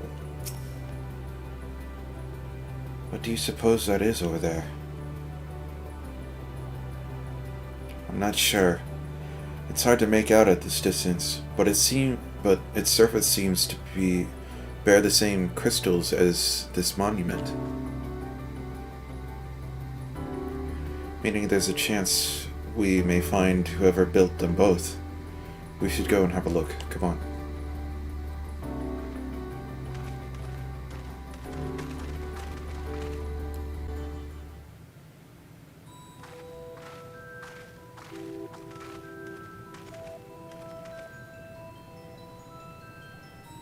Hail, travelers.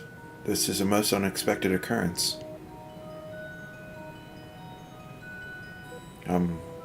Hello there. Is this your home? Indeed, it is. Forgive me, I had forgotten. An exchange of introductions is expected, when first meeting those with whom one is unacquainted.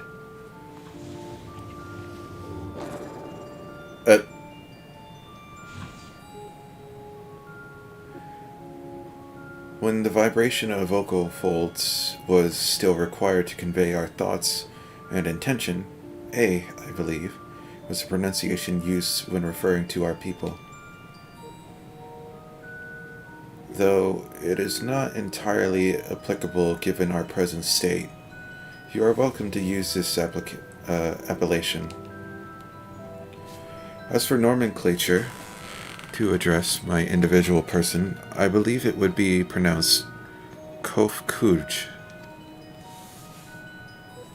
Yes, Kof Kuj of the A. Just my brightness.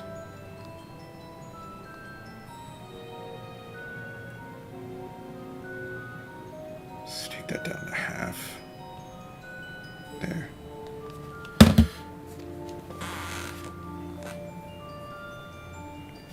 We've encountered beings that communicate intermittently through thought, but never one that was wholly without a voice. I presume they are having this conversation via the medium of ether, or dynamis, as the space is suffused with vast quantities of it. Fascinating in either case. Gather your response to my presence is positive, then. That is well, for there is something I wish to ask of you. Like yourselves, we are aether-based life forms. Therefore, it may be surmised that your bodies are a comparable biological composition to those we once possessed. I have a number of queries regarding your subject perception of the 5 senses: sight, sound, taste, touch, and smell. In total, I have prepared 198,712,180,827. That's rather a lot, isn't it? Oh, my apologies. I have omitted a great many details necessary to understand the nature of my request. Though we dispensed with our corporeal vessels long ago, we have rediscovered a need for flesh, and have endeavored to recreate our erstwhile forms. However, all pertinent records have been lost to the passage of time. Take example, the nervous system. It is well within our power to recreate, but we have no frame of reference for sensations once experienced by our people, which may compromise our ability to interact with our physical environment. And the reason you need to regain corporeal form?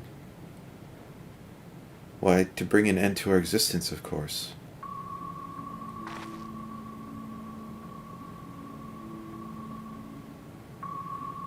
Though need is perhaps too strong a word, it would be a simple matter of unmake ourselves through use of etheric exsanguinators, but such a death seems inadequate.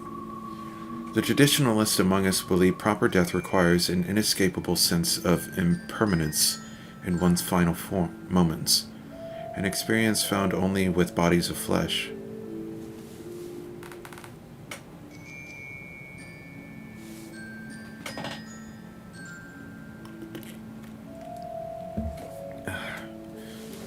We should very much like to hear more of your plans. In exchange, we will answer any questions you have to the best of our ability. Such an exchange of information would indeed prove useful. Very well. To ensure efficacious exchange, I hereby invite you to our home. Yes, the abode of the A, where we traditionalists prepare for our demise. I presume your consent to answer questions is indicative of a tacit approval of our plans, in which case your cooperation is greatly appreciated. I must caution you, however, to be mindful of A wandering the desert. Their desires for bodies of flesh could be more described as overzealous. Now, if you would follow me. This is going rather smoothly. Not that I'm complaining, mind. Even so, we mustn't forget their aim is oblivion, much like the dragons. Though I fail to see why a civilization so seemingly advanced would choose to unmake all they have created. At any rate, we will find no answers dallying here. Let us be on our way.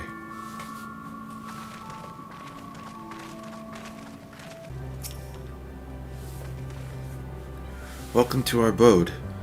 Most of our compeers, you will find, remain idle in their domiciles, though your quizzical expressions indicate my phrasing is unclear.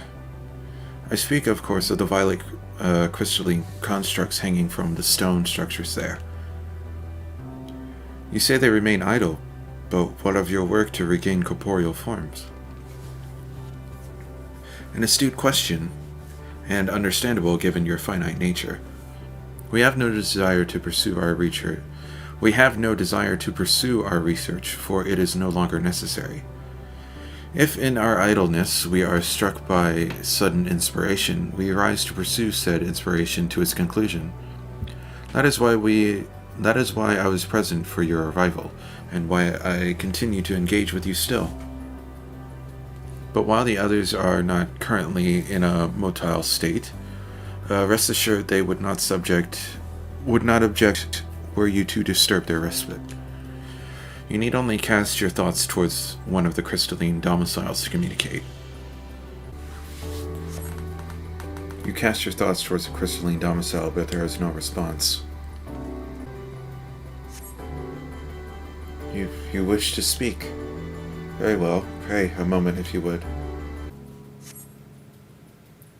Why we seek our end, you ask. If you wish to know, I will tell you. Just a moment. I must remember. What form did I take when last I emerged? Comes and goes, but soon fades into silence.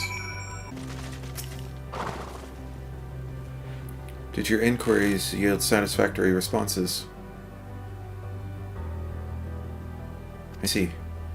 If they fail to answer, then it is likely because their minds have unraveled due to prolonged idleness.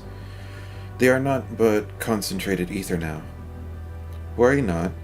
There are no others who would need those lodgings, and they will not prove a hindrance to remain as they are. But more importantly, you said some few did answer your request for an audience, yes? I imagine they will be with us ere long.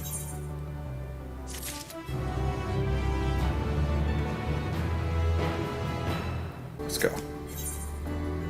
Flesh abandoned.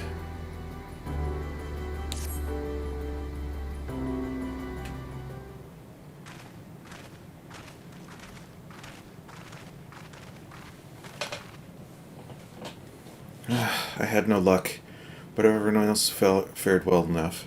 Quite a few A have awakened. Ah, there they are.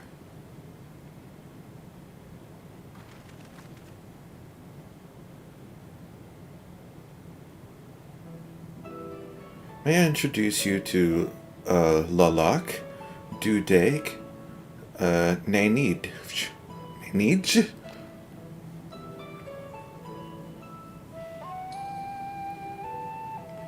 It has been too long, Kufkoj.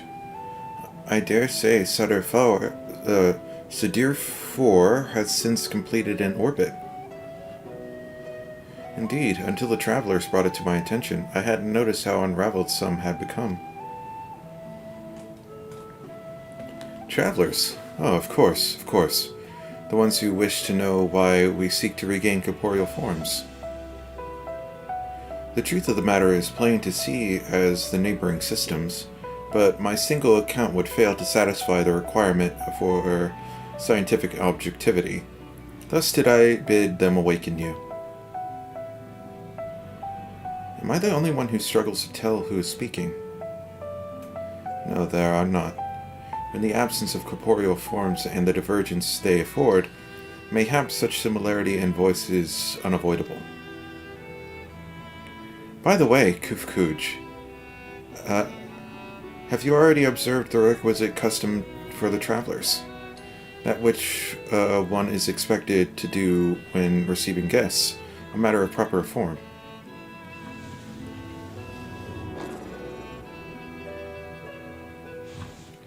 Ah, yes, so long has it been. It had been completely escaped my mind, and still does. What was it again? I can't seem to remember.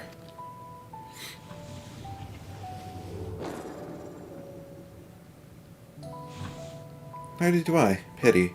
I was hoping you would. Perhaps we can search the archives for the answer. Come now, Nainij. The archives have long been frozen. Lest we subject ourselves to further dollar. Surely you recall that much. Ah, of course. Food. The custom is to serve food. Beings of flesh such as they must regularly replenish their ether. By contributing to their replenishment, we communicate our friendly intention. That's right, that's right! We duly invite you to join us in communal repist. after which we may engage in leisurely conversation. If we have a chance to learn something, then I see no reason to decline. Excellent. If you would care to follow, we shall feast you on the purest ether.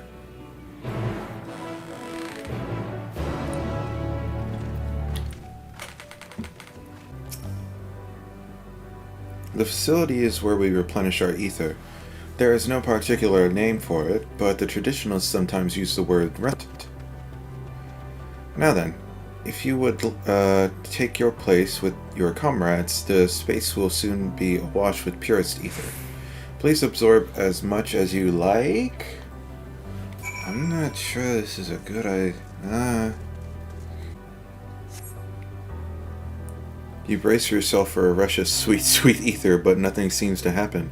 Perhaps you need to wait a little longer. You brace yourself again, but again, nothing seems to happen.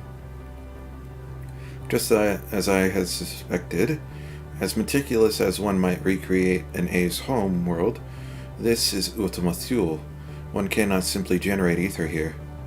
As recreations, our friends are oblivious to the fact, to the very truth of their existence, much like the phantoms of the recreated Omiron. However, appearances may seem, we must ever be mindful that it is the memories of the dead with whom we deal.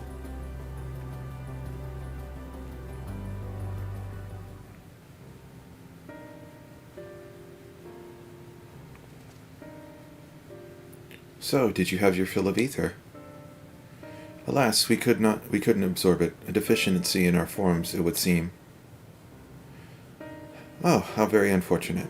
May I ask how you normally replenish your ether?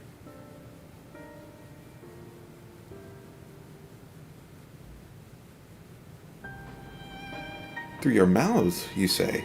How very primitive and quaint. To think that their mouths serve not only to expel sound, but draw in sustenance besides. Such life forms have long since vanished from our systems.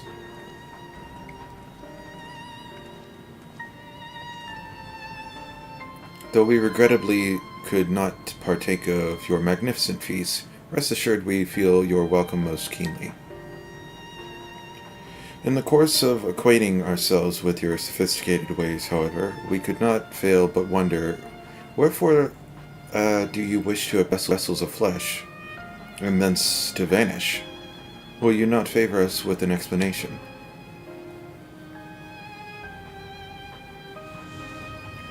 You flesh and blood beings are always so hasty. It does have its charm, however. Very well, we shall indulge you. In the beginning, the A yet possessed corporeal bodies. Our ancestors dedicated themselves to the pursuit of knowledge and technological advancement.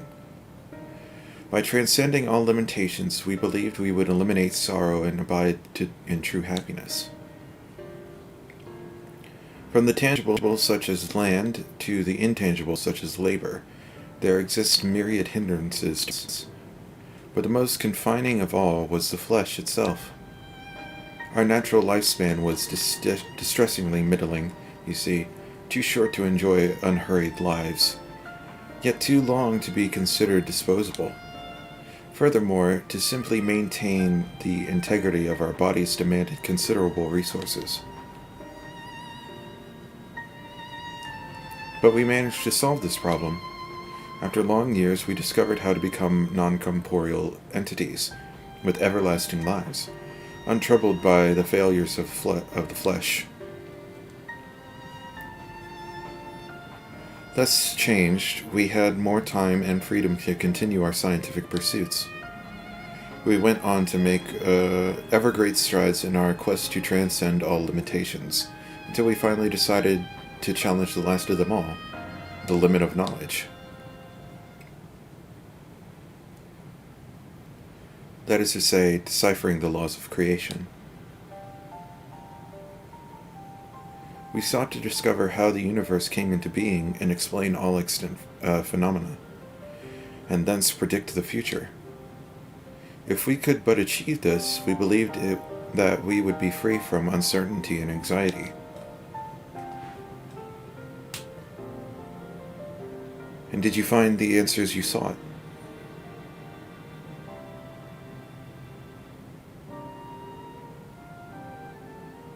Yes, we did. Our efforts revealed to us a fundamental truth. Knowledge of said truth is essential for the continuation of our conversation. If you would learn more, we will share it with you. No, we mustn't. Primitive as they are, it would be unspeakably cruel to deprive them of their ignorance. They are possessed of corporeal forms, their lives readily ended.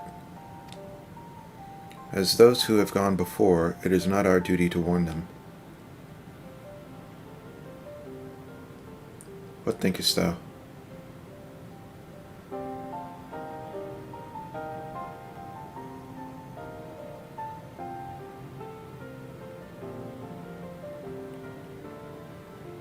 We have deliberated and come to a consensus. If you are resolved to know it, we will disclose to you the truth we discovered, the truth of the universe. Seek us at the stone pillars just outside the bounds of the abode, a place called Elegia.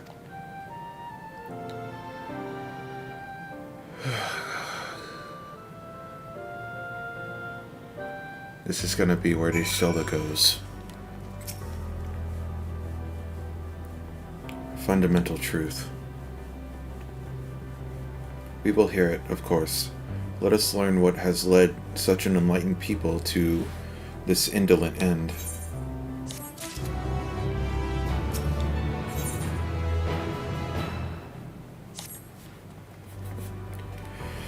Ere we join the A, there is one trifling matter I would fain investigate. Allah, Grahatia, might I trouble you for your assistance? But of course. My thanks. We shall head outside the abode, if you would kindly follow me. I wouldn't know what mischief you are plotting, Arianje, but I trust you have the best of interests at heart. The rest of us shall go ahead to Elegia. Lest you worry, we won't start without you.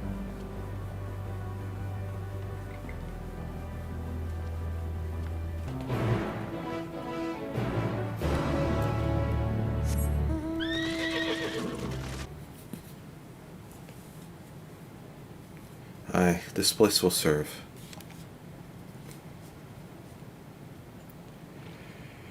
Is it the spring that you wish to investigate?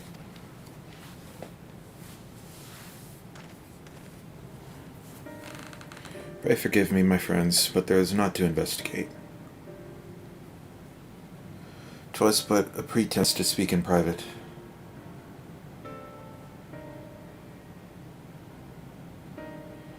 You have our undivided attention.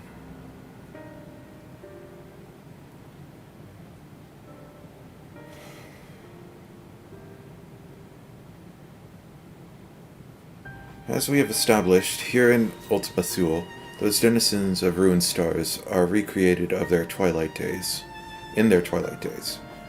Yet one question doth arise in my mind. So faithfully formed are the simulacra, they believe themselves yet amongst the living. How dost thou suppose this is possible?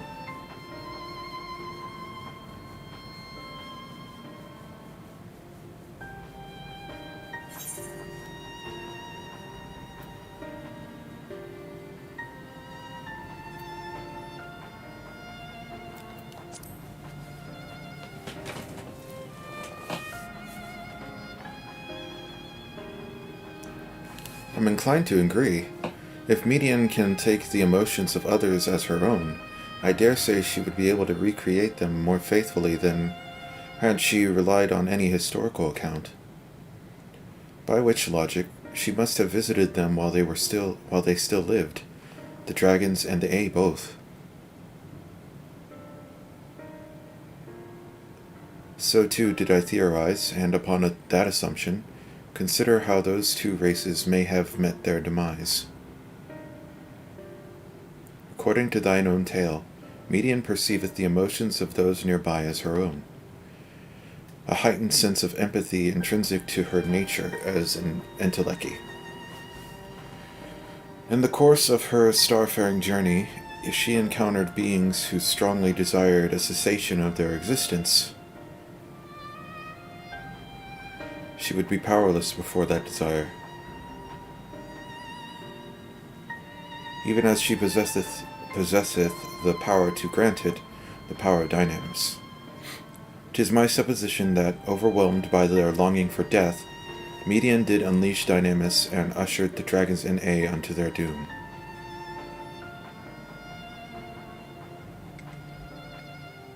Of course, such was not always the outcome. Full many stars did she find already lost to ruin. In order to create a terminus, however, the fervent desire for the end is essential.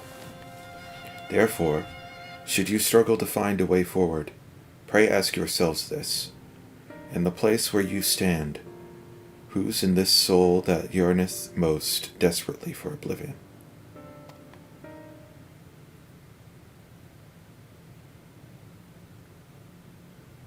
Why do you tell us this now?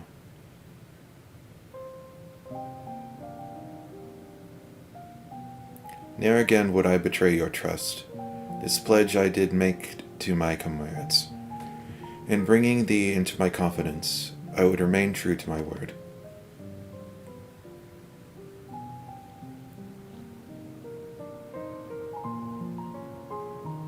As for thee, let us consider it fitting reward for the secrets I harbored for the Crystal Exarch.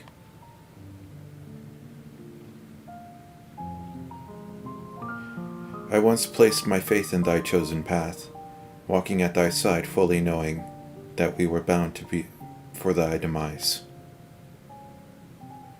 I ask now that thou returnest the favor, and abide in faith as I fulfill mine own destiny. If you say my debt has come due, how am I to refuse? 'Tis delicate of me, I know full well, and I can but beg thy forgiveness. Yet even if I must needs to go to such lengths, I cannot well feign ignorance of the answer I have found within. The answer to the question, in what moment might I stand strongest?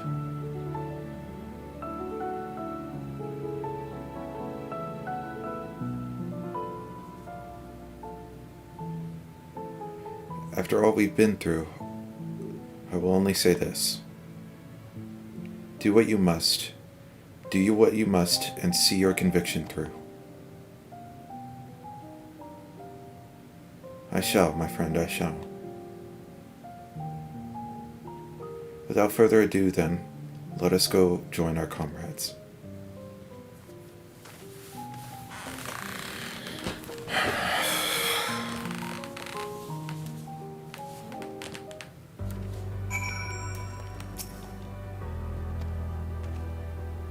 Let us be off to Elegea. Wait. It seems everyone is accounted for. Shall we then?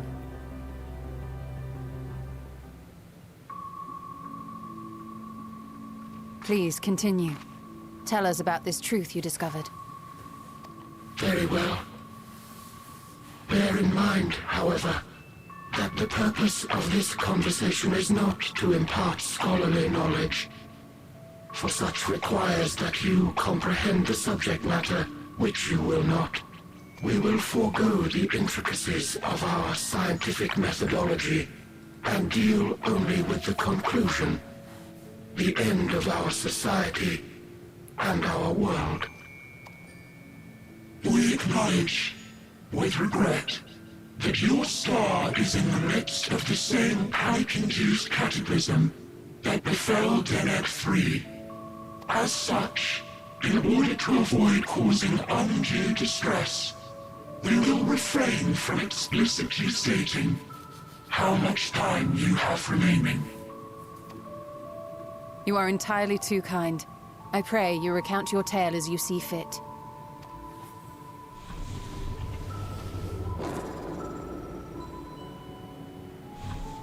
In the beginning, the universe was but a tiny particle. Then suddenly, this particle began to expand.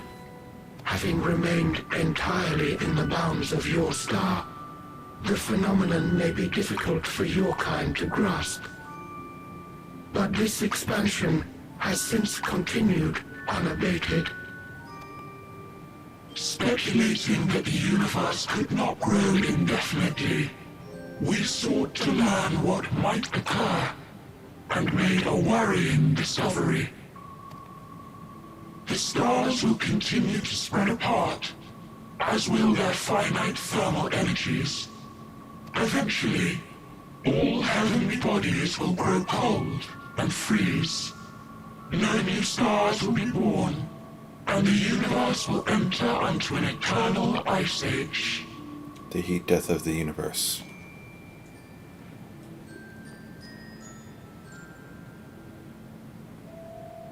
In hopes of proving that this determination was erroneous, we scrutinized our research from all angles, even as we sought to avert the everlasting winter. The endeavor proved fruitless. So infamously so, in fact, that it became synonymous with vain effort. The universe as we know it would end, and there is no way to prevent it. Beneath the weight of this knowledge, our society stagnated.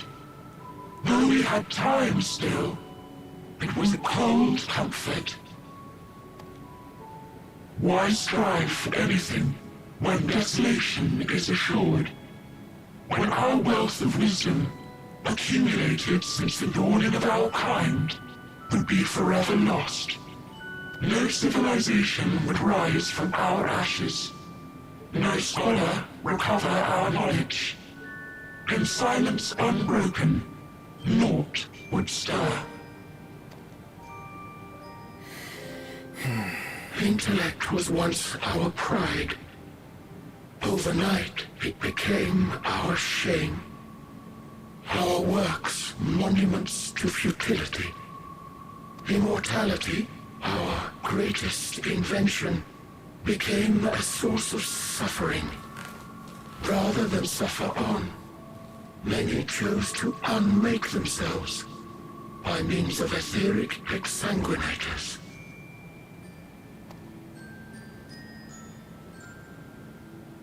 Etched upon these stones are the testaments of such souls, though many left no words at all, thinking it a pointless gesture. Once we have obtained vessels of flesh, we likewise intend to vanish. If you understand this, understand aught of our tale, you will abandon your quest for knowledge. Ignorance truly is bliss. If you would cling to your illusory happiness, remain primitive and pure. It is the only way.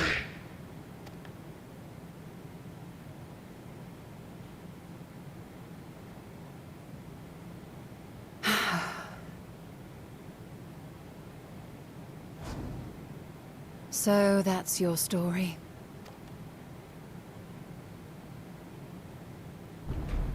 While I appreciate your advice, I will not heed it. Convinced though you may be of this truth, it is yours and not mine.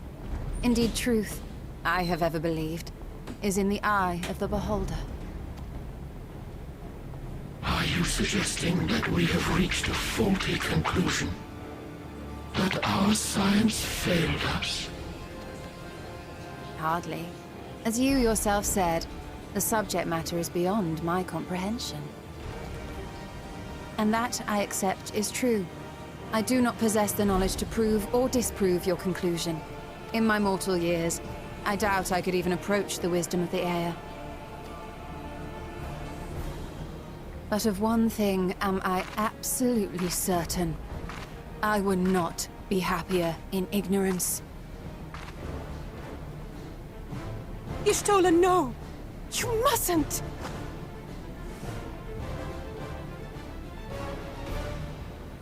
The most important lesson I've learned is that learning isn't simply passing one's eyes over words. Nay, 'tis when understood for oneself that knowledge attains its true value. This is what has sustained me, driven me onward in joy and wonder, in anger and sorrow.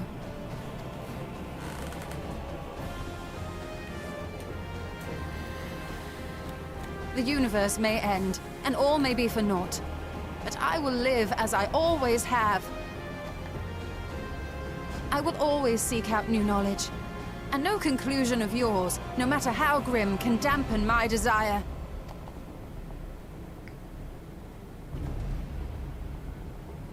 I suppose it is only to be expected. Their feeble minds cannot fathom the terrifying gravity of it all. But worry not. We consider it our duty to enlighten you, and we will not stop until you grasp the full extent of our despair.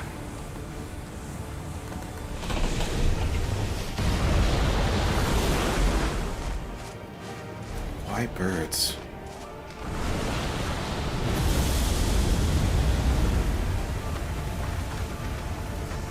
Keep calm and listen well.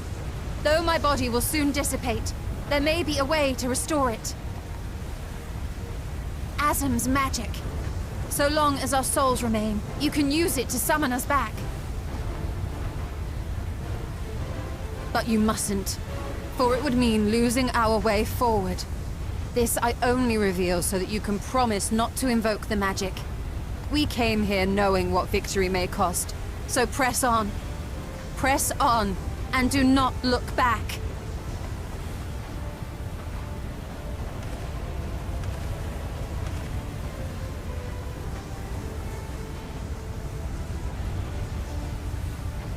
I shall join thee. As subterfuge is not required, thou shalt not suffer for mine absence. Riange. My resolve hath never been as strong as thine. Full oft have I wavered in my decisions, and afterwards been stricken with regret. In spite of this, I may still stand with my comrades, supporting them as they attempt the greatest of feats. This truth I have learned in the course of our journey. And many though my shortcomings may be, I may also claim to excel in prophecies. My studies, into which have granted me the flexibility of mind needed to bend this malleable reality.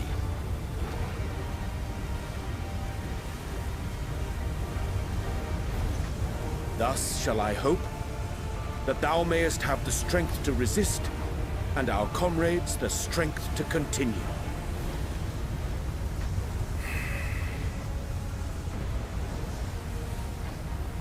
With you to urge us on, how could we possibly fail?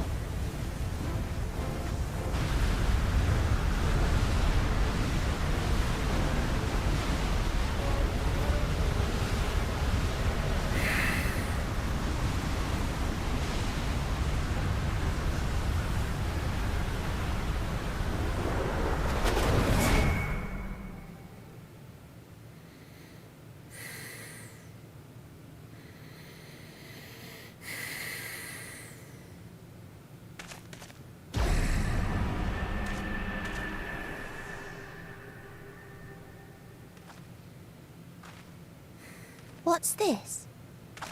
An extinguished civilization. Rekindled?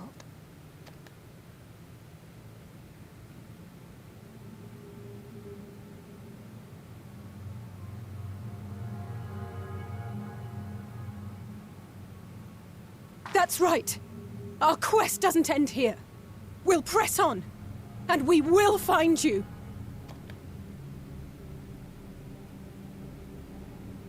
There. That's where you'll find me. Is that another star? Of the stars we visited, most were already devoid of life. And where there was life still, the inhabitants wished for death. But even death, we learned, isn't truly the end. It is but a part of the cycle of rebirth. Souls return to the star, or in its absence, a larger flow. And eventually they are reborn, alive again, to know suffering anew. True salvation lies not in dying. It lies in not being born. This is the gift I would give to you. To all life on beautiful Aetheris. To that end, we created an egg wherein life cannot quicken. That dead sun. Attain it if you can, before your friends' emotions fade away, along with their protection.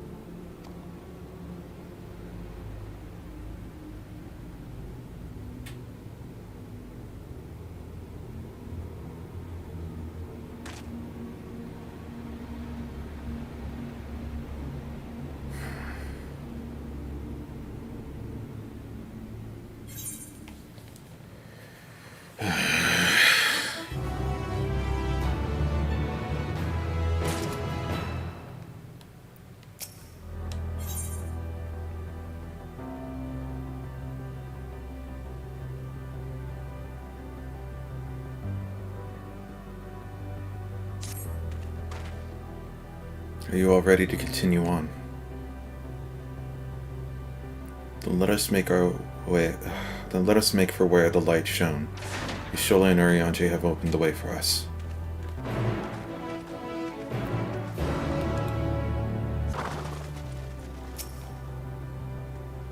Yes, I can feel it. The aether emanating from the arcane pattern. This is a portal, and no mistake. Let us see where it leads.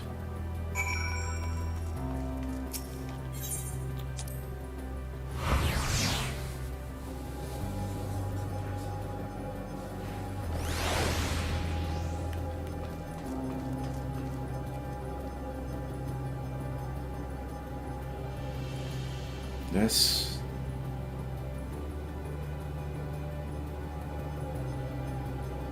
This must be Omega's world.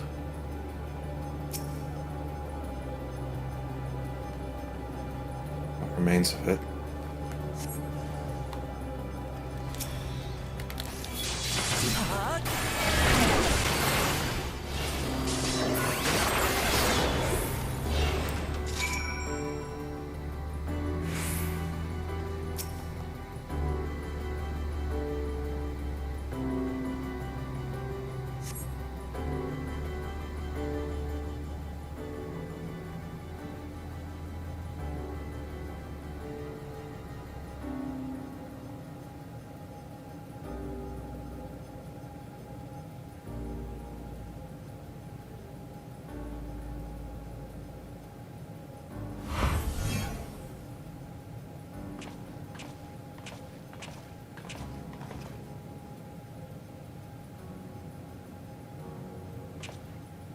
Amazing, yet another civilization.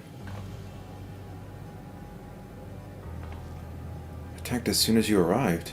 Not the most welcoming of places, is it? We must try to find denizens who are amenable to conversation. We should also get the lay of the land, so far we can go. See how far we can go. I'll help Alphina with that. In the meantime, you and G'raha can search the friendlier folk. Apart from hostile beings, take care with your footing. I mislike the look of the terrain. Not knowing what the locals are like, you best take care of yourselves. We'll find you once we finish exploring.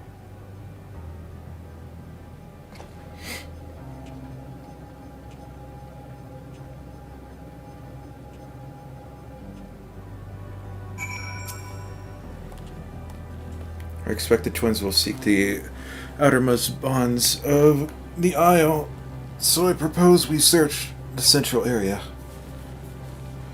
There are machines patrolling here and there, sentinels in all likelihood. Like those you encountered, they will most certainly attack any who venture too close. So let us avoid them, and look for others to appear more approachable.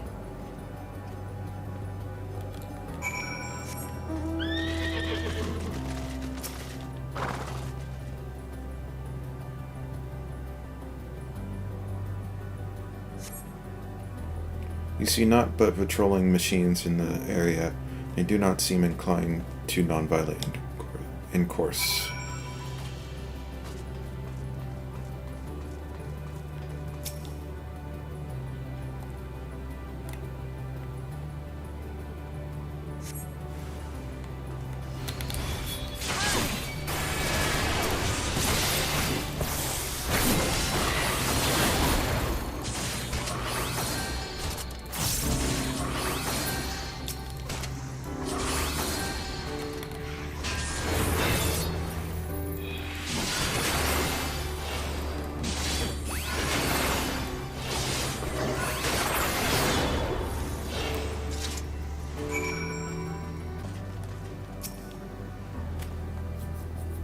Look, Alla, the machines here do not appear hostile. Let's see if we can communicate with them. Begging your pardon, but we are searching for denizens of this star. Unknown life forms detected, assigning generic label, interplanetary travelers. Greetings and welcome to planet... The planet? What? Could you please repeat that? It appears your hearing organ is unable to process the name in our tongue. It may be translated into yours as Alphatron. Our people, meanwhile, are called the Omicrons, and you stand within one of our outposts. The Omicrons, you say? And what is it you do here? We are preparing for war.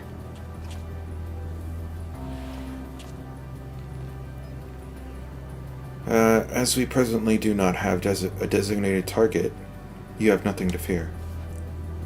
Should your star become designated, however, you will be taken into custody and terminated. Not a little frightening, these Omicrons, but at least they seem to be forthright. I will see what else I can learn from this fellow, if you could try speaking with the others. Autonomous weapons deployment complete. Vanguard arena. Combat readiness assessment nominal. Awaiting instructions from Sir. Maintaining state of combat readiness.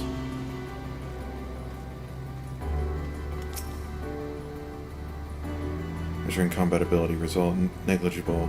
Subject falls outside targeting parameters. Greetings, traveler. We are the Omicrons, and our objective is self-enhancement. In order to achieve this, we venture both forth in conquest to acquire combat data and resources. Most recently, we succeeded in subjugating the homeworld of beings whose strength was said to be without parallel, the dragons. Yet through the endeavor yielded wealth of combat data, the star was rendered barren and unable to yield resources. A subsequent costing determined that the losses incurred exceeded the gains.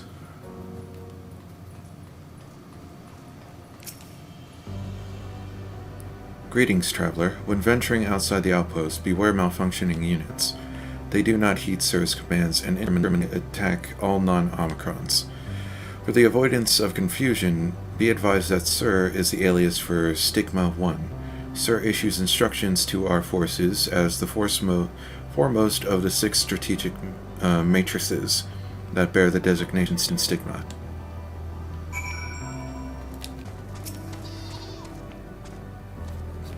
You learned a few things, so did I. Ere we share our findings, however, I believe it best to step outside the outpost. Come with me.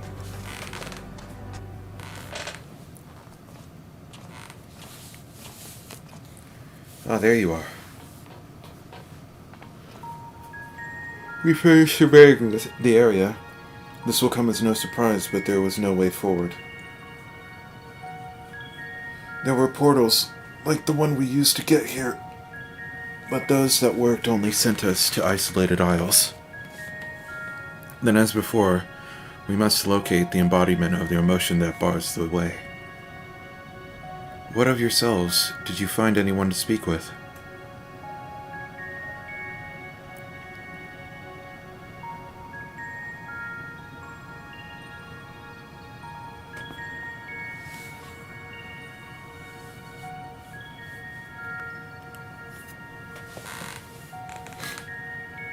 So the Omicrons seek to advance themselves through conquest. Following their victory over the dragons, they stand ready for the next campaign, but their leader has yet to issue new commands, and so they wait. In such a place, who could it be that fits Uriange's description? A soul whose yearning for and surpasses all others. Uriange said this. During our investigation, before we joined you in Elegea,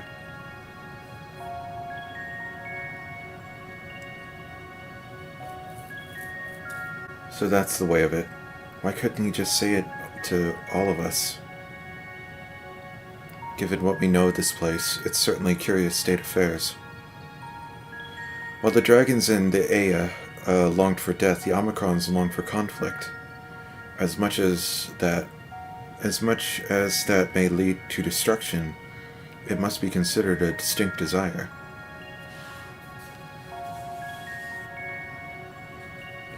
In order to find the source of the dominant emotion, I believe we should seek out their leader, this Sir.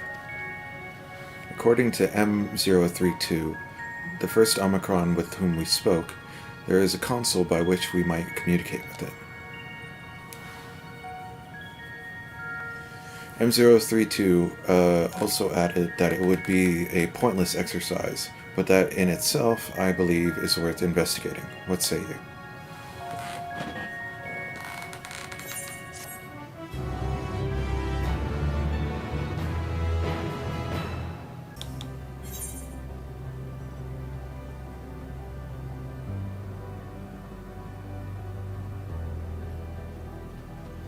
Can't even read these anymore.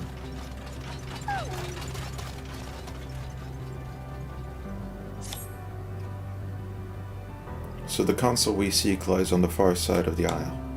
Given the nature of the ground, the route may be entirely direct as it seems. Let us all watch our step as we make our way.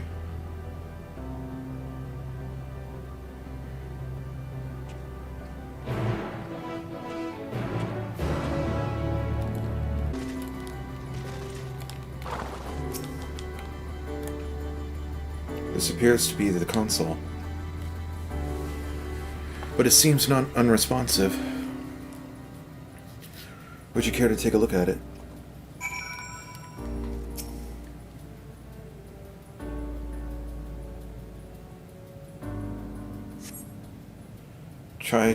You try touching it, smacking it, and attuning with the console, but there's no response.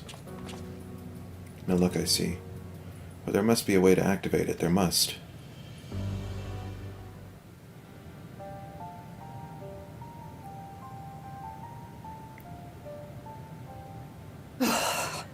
Well, I'm out of ideas. As am I. Operating such consoles is trying enough. But if we can't even activate it? Perhaps there is a way. First, consider the world that has been recreated here. Its inhabitants were machines who gathered combat data to enhance themselves. And among the many wars they waged, the most notable was that against the dragons. As you've doubtless surmised, I believe this was the homeworld of Omega. Sid built a jamming device to defeat it, a device which generated massive bursts of lightning, its sole weakness. That's all well and good, but what does that... Wait. You're not thinking to strike the console with lightning, are you? As a matter of fact, I am. Ask yourselves this. Why would an entity as puissant as Omega not be designed to suppress the effects of lightning? Because it relies upon it, or something akin to it, as a source of energy. My thoughts exactly. And there is a good chance the same is true of the Omicrons and their devices. So, shall I cast caution to the wind and try something reckless and dramatic? Why not?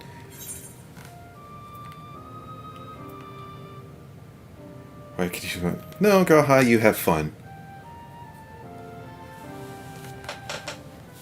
Do I still fucking have Very that well. jammer? Here I go.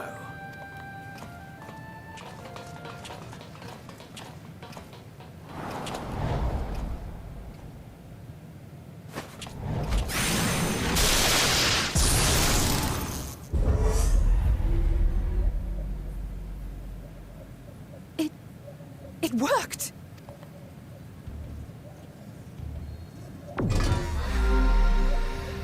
Opening connection to communications module 1. Connection established. Transmission. Strategic Matrix Signal 1 now online. As the primary strategic matrix, you may address me as Sir. Checking for new communications. None found. All units, please maintain current state. End transmission. Closing connection. Wait! We have questions for you. Of late, no mission orders have been issued. Why not? Has there been some manner of trouble? Reply. The Extended Operations Unit is yet to determine guidelines for future assignments. All strategies are calculated, devised, and actioned in accordance with said guidelines. In the interim, all citizens are directed to maintain a state of combat readiness. End reply. Awaiting query.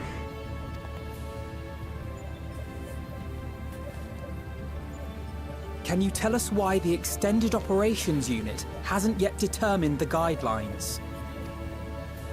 Unable to comply. Information unavailable or access restricted. In that case, is it possible for us to communicate directly with the unit? Access denied.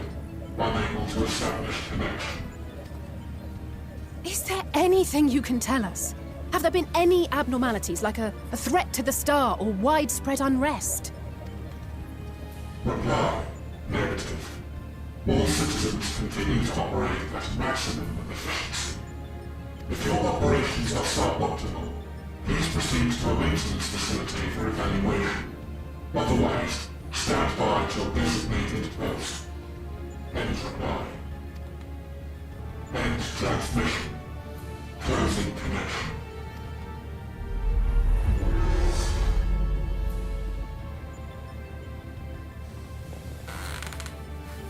I could activate it again, but I doubt it would be productive. What do you think? If all the Omicrons really were running as efficiently as it claimed, then I doubt they were hoping for life here to end. As this Sir told us, there just haven't been any new instructions, and everyone is standing by. Should be standing by at any rate. If there are those that are neglecting their duties, perhaps we can glean a clue from them. I propose we take another look around, and also try to find the operations unit.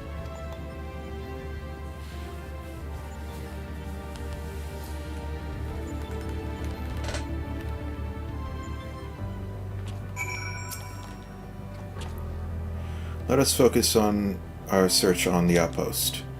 Zay and I will try speaking with the Omicron this time, in hopes we might learn something new. Meanwhile, perhaps you and Graha could observe them from a distance. These beings are systematic and routine by nature. If there are any that aren't, it shouldn't be too difficult to spot them. If there are no questions, then let us begin at once.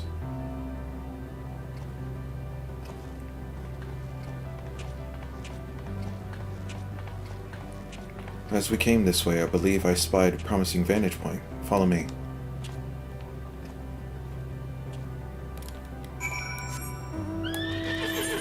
See what we can see.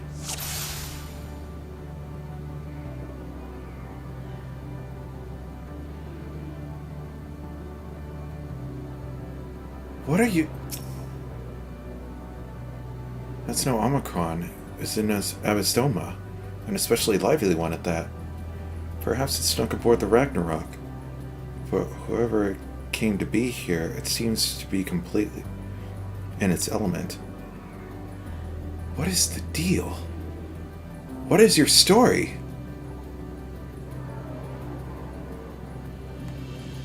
First the bird, now this.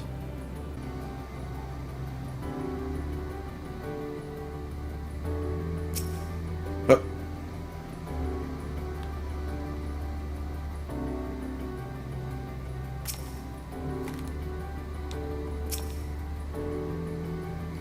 Omicron wanders about ceaselessly, as if lacking clear direction.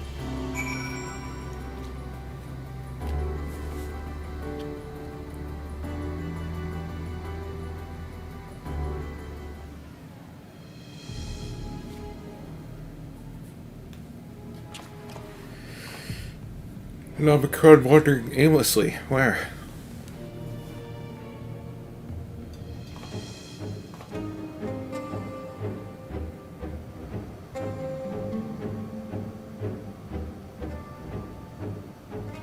Ah, I see it.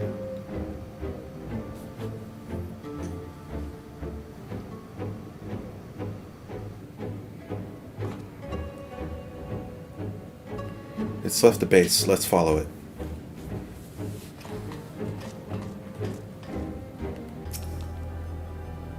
It's not here, but it definitely came this way. Must have used this portal.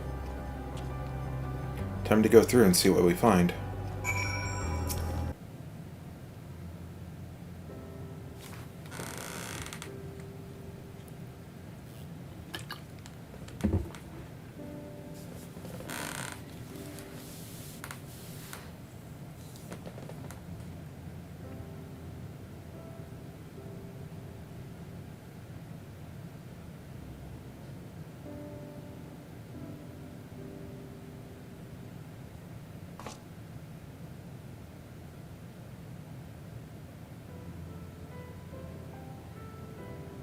What is your query?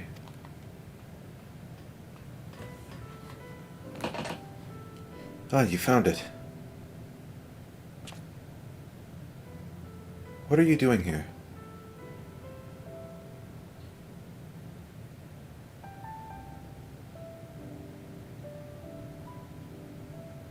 I am looking at the tree.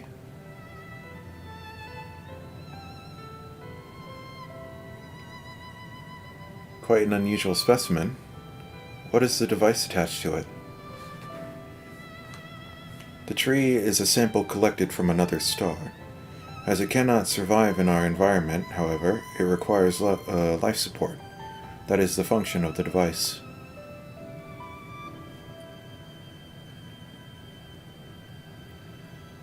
To go to such lengths to sustain it, is there something special about this tree? Being foreign matter, protocol requires that we study it. As this task has been completed, the specimen may be discarded. However, when I behold the tree, I am made to feel as though there is a problem. In order to become strong, we have continued to enhance ourselves, like we did countless others. We conquered the star whence this tree came. It is the last remnant of a dead world, and there is nothing towards which it may aspire, yet it grows, extends its branches, sprouts leaves, produces seeds. Why does it seek to continue? Why was it made to behave in such a way, and to what end? I do not understand.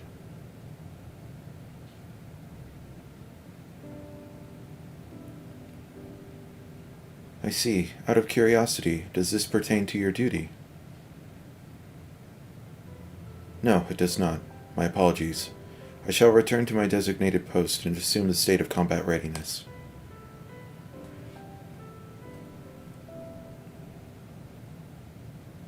So is acting orders.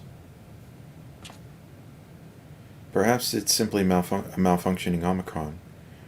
These are by no means uncommon. but it may also be a unit possessed of the ability to make decisions, one not unlike Sir. I believe this bears further investment.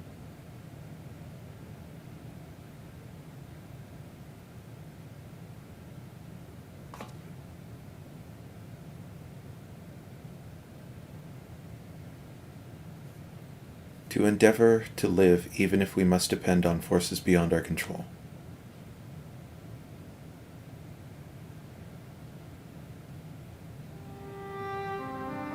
Tell me, Allah, one day when this adventure becomes part of your epic, do you think I will be mentioned in it?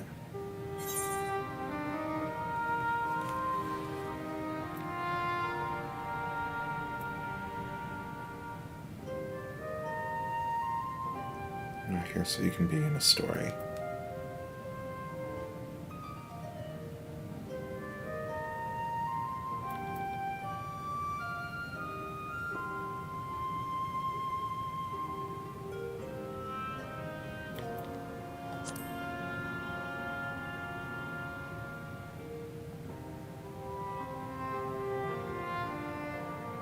I truly think so. That would be a... Nay, I shouldn't say such things until the moment comes to pass. Never mind the embarrassment. Well, we had best get on with our task.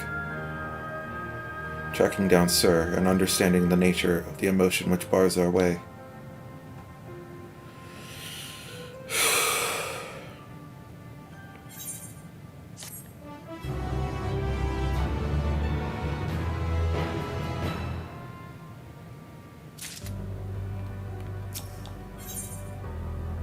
Hello, world.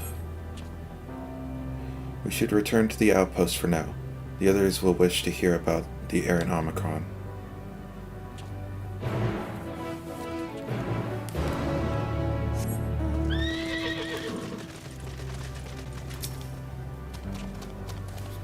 Grant said you found a suspicious Omicron. That's good, because the units here were of no help. They all had the same thing to say about the Extended Operations Unit, that there's no way to arrange direct meeting.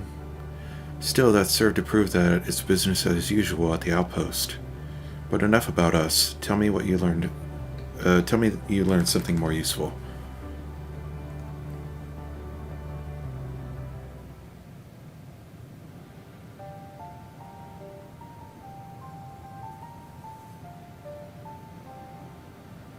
An Omicron trying to make sense of the meaning of life. None of the others were even a fraction as philosophical.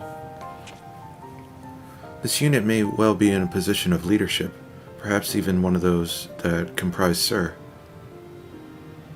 As we know, the Omicrons invade other stars and enhance themselves using the spoils of conquest. With the technology at their disposal, they should be able to alter their bodies, be it in part or in whole. Setting aside the question of motive, if Sir, for example, wished to have an ordinary Omicron's body, I see no reason why it would not be possible. The problem is how to go about ascertaining if that's what's happened. When I attempted to probe further, it promptly ended the conversation. If it is indeed Sir, I doubt it would willingly reveal its true identity.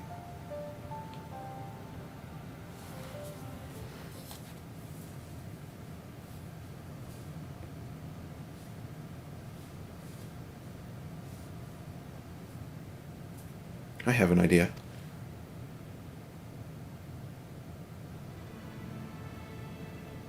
We use lightning on the console again, but we make it stronger, much stronger. At that moment, should the unit exhibit a reaction, that could suggest that it has a connection to Sir. An inspired idea. I dare say it's worth a try. I had a feeling you'd be on board. This time you must allow me to do the honors. I will stand guard in case your incantation draws sentries to the scene. For my part, then, I will approach our suspect and divert its attention. during which time I want you to observe it closely for anomalous behavior. I should mention that shortly before you returned, an Omicron appeared from the same direction. Rather than entering the outpost, however, it headed off towards the console. At first I assumed it was a unit on patrol, but perhaps...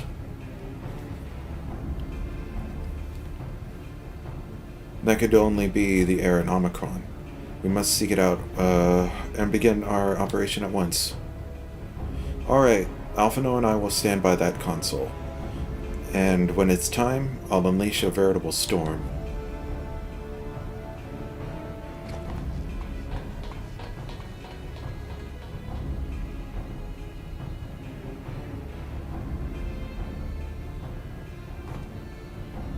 This will work, I'm sure of it. After all, our comrades are watching over us. Come, my friend, let us find this doubt-plagued Omicron.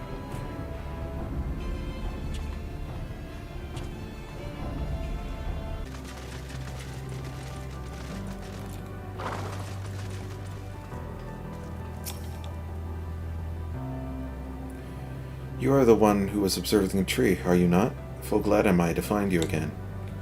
I have a question for you, you see, about the device which sustains the tree. Provided it does not necessitate the disclosure of restricted information, very well. Ra has begun distracting the Omicron. Soon Alizé will strike the console with lightning. Observe M0717 closely for anomalous behavior after Alizé casts her spell.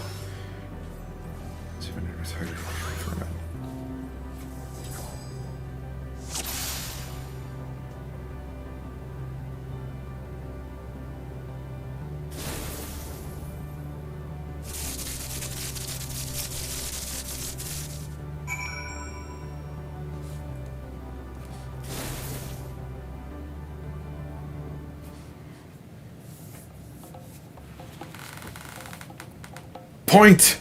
An anomaly, you say? Performing diagnostic. Error confirmed. My connection to Central Command is suffering from intermittent failures. I must leave at once and present myself to maintenance at the nearest facility. You will excuse me. What you need, my friend, isn't maintenance. It's to confront the truth. While we spoke, our comrade struck the console used to communicate with Sir. That is the cause of your anomaly. You are connected to Sir, aren't you?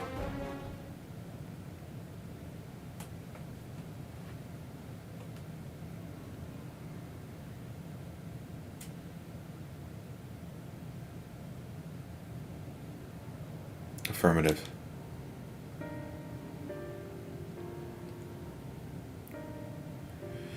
To what end you sought to assert this fact, I do not know, but before we speak further, we must move away from the other units. I do not wish for them to know my true identity. Very well. Our friends are at the console. Let us head there.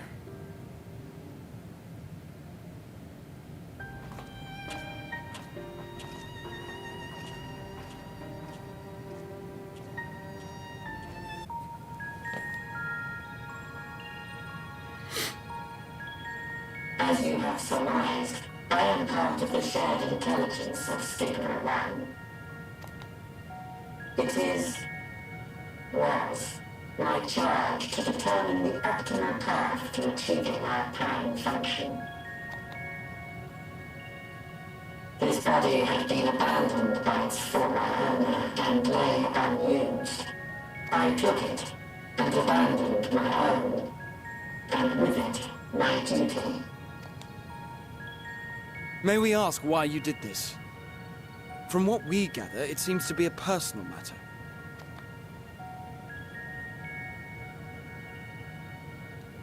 Our kind did not always look as we do now.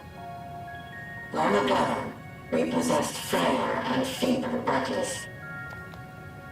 Beleaguered by stronger races, our ancestors took to augmenting their flesh in order to defend themselves. What began with limited parts eventually spread to the whole body, and at last, a means was discovered to convert the mind into data, rendering even the brain obsolete. Such complete mechanical beings were called the Omicrons, and by their might, we came to reign supreme over the star.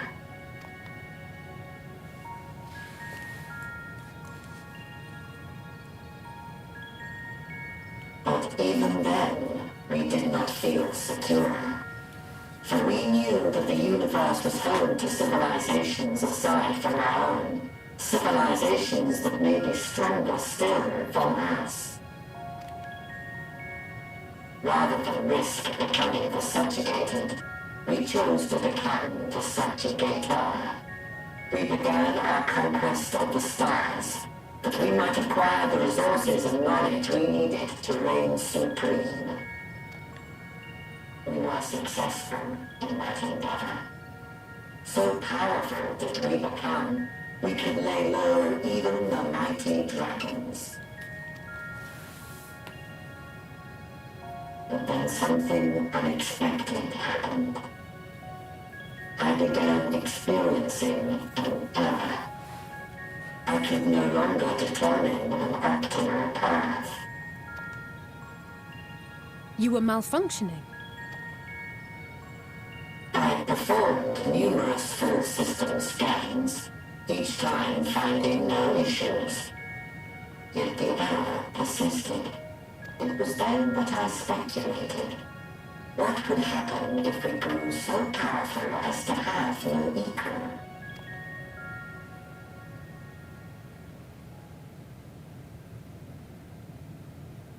To become stronger was essential to our existence. Our every action has been in service to this objective. But if nothing lies beyond this, can it be truly said that it was essential? Have we been engaging only in wanton destruction? You could find no threat to justify your purpose. The Omicrons will never leave this star. They will stand by until their reserves of energy is spent. For I have no path to offer them. It is not our place to pass judgment on the deeds of the Omicrons. But surely, this does not have to spell the end of your people. With your power and knowledge, the possibilities are endless. Why not seek out a new purpose?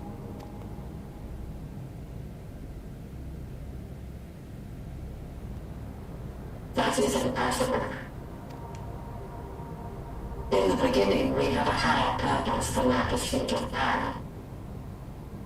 But we lost sight of it when we so irrevocably altered our fundamental forms. When we cast aside our flesh, so too did we cast aside all that defined us. Nothing remains of who we once were. I have no aspirations. No longer can I dream. The vital spark is lost.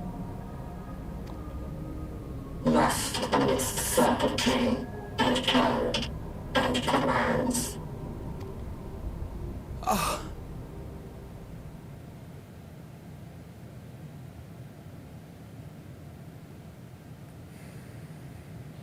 I believe I know how to overcome this despair. The words are ready in my mind, but ere I speak them,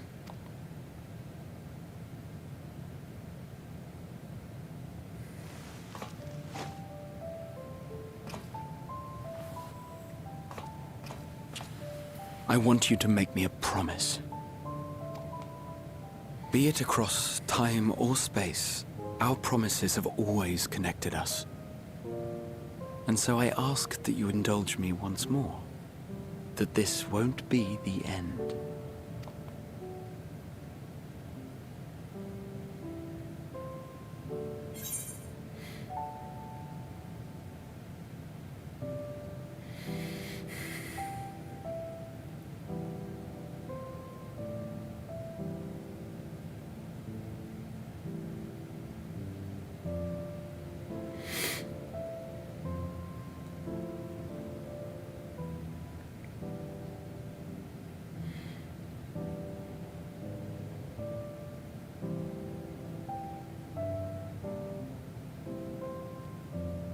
You say it, I'll do it.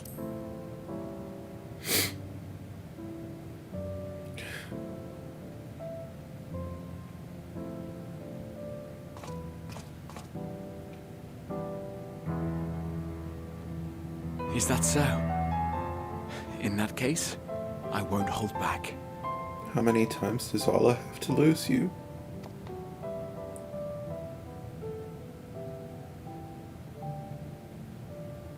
First, I want to visit Ishgard with you. Properly. We scarcely had time to look around last time. I should like it very much if you could show me the sights. Next, you must regale me with your greatest adventures, in the places where you lived them, if possible. I may have read about all your deeds, but there is no substitute for a first-hand account.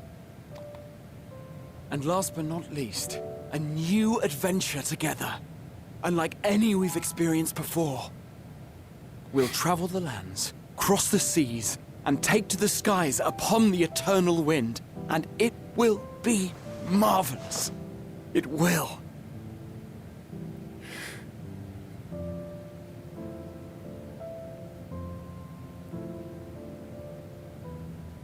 It will be.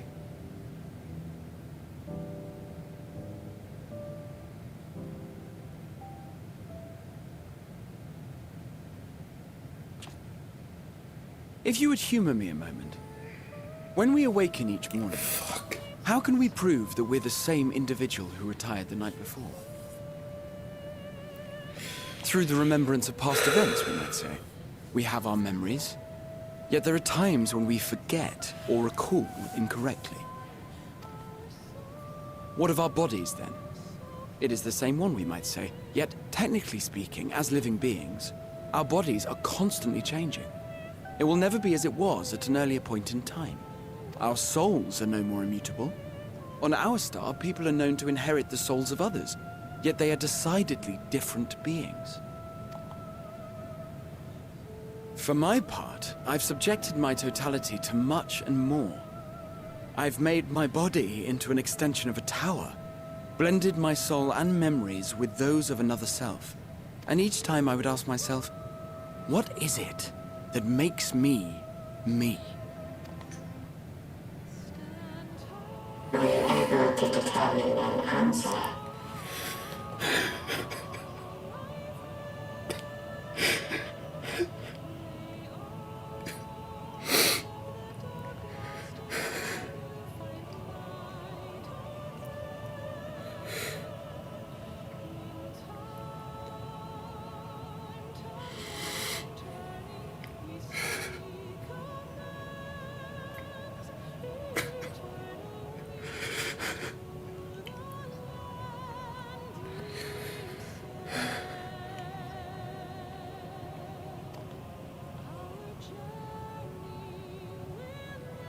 No. But that doesn't mean I'm confused.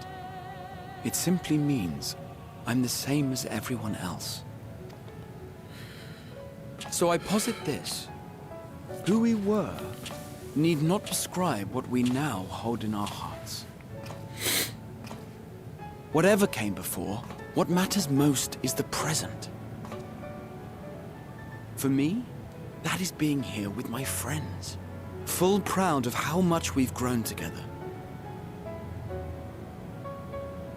So I urge you to not give up. Heed your heart's desire and hope that the future you long for shall be realized. I cannot. We cannot. We cannot understand desire, nor comprehend hope. We do not know how to create such things. We are not unalike, you and I. I too have struggled to find the courage to express and embrace my wants. If you like, I will tell you a tale. A tale of a world on the brink. Of a people who never gave up on the future. Of a man who realized his grandest dreams, and then awakened to a grander reality.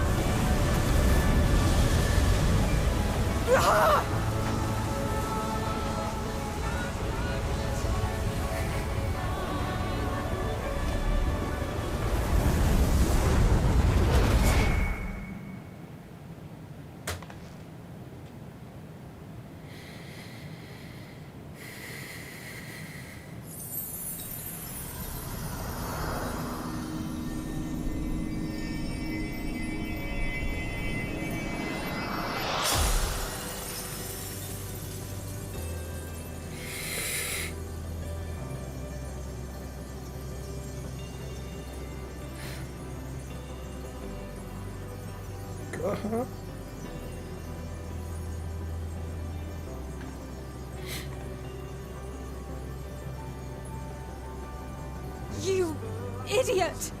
Just once, stay with us to the end!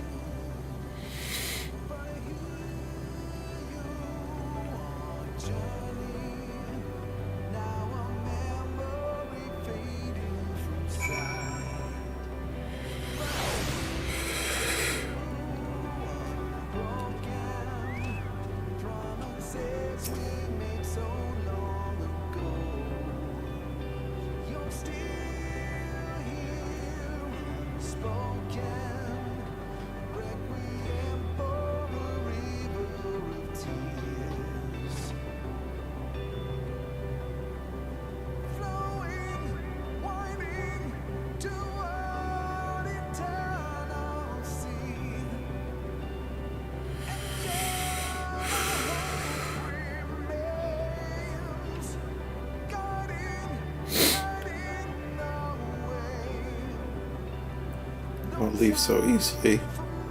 If it's nothing, how do they think we feel? Next time we meet, I'll give him such a flick. That'll be just a start.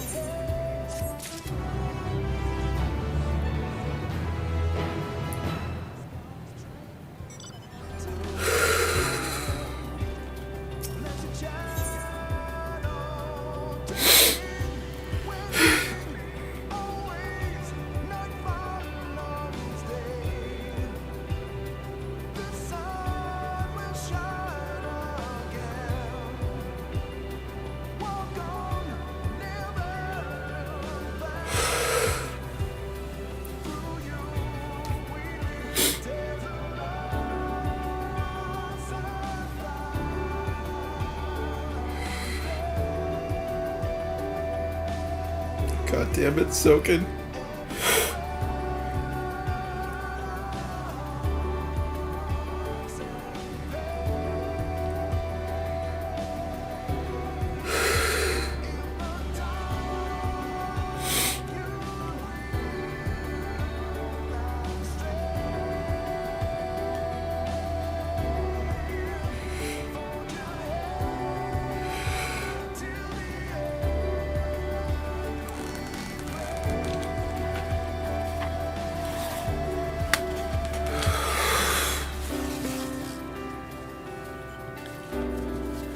Okay.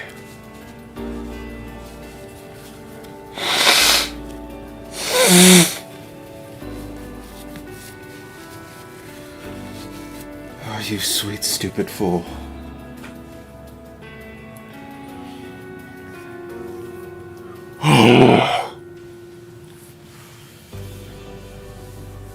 You're in for such an earful when you get back.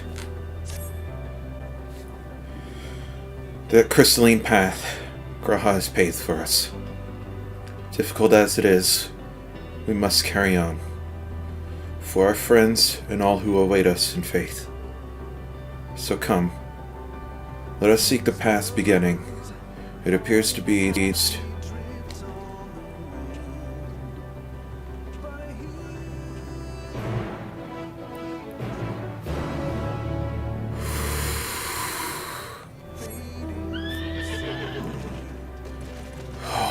What's coming?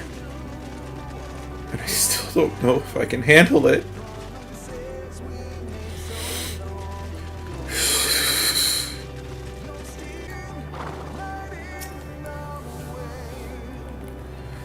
Look, Olive, a portal has opened. It will surely deliver us, true. It must.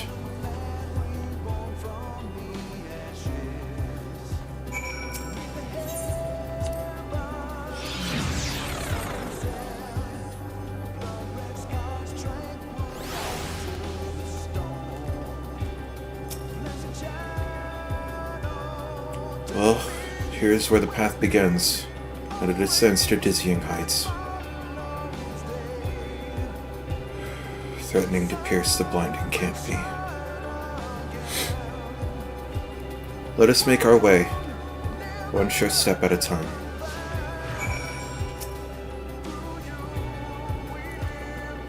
Our friends got us this far. Their courage, their strength, their wisdom, their love. We owe it to them to continue, no matter how long it takes.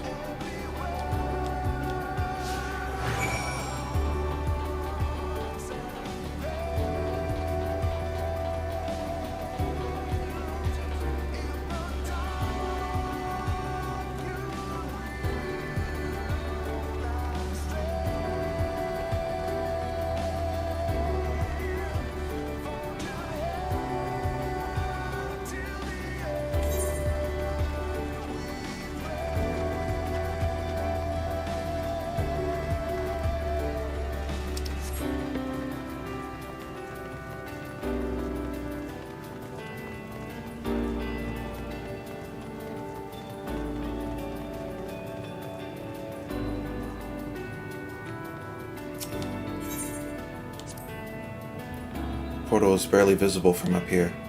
Truly, we've come far, much farther than would have been possible had we kept chasing perfect ideals as we did in the past.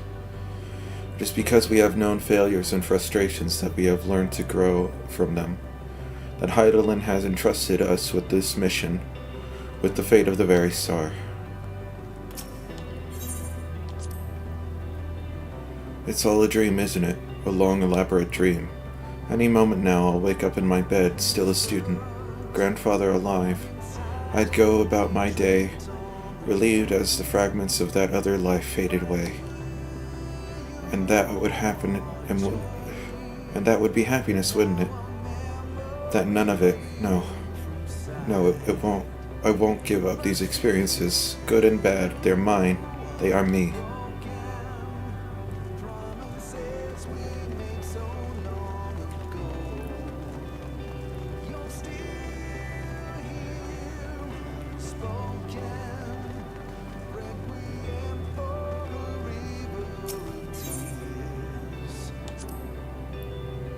Rest assured I am fine, but thank you for your concern.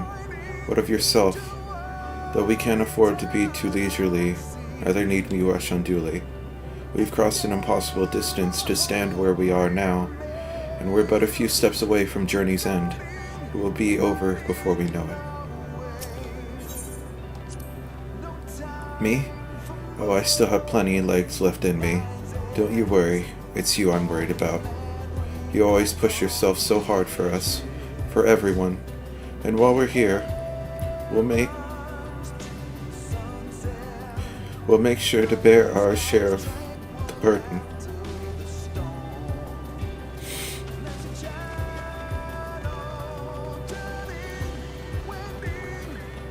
Keep going.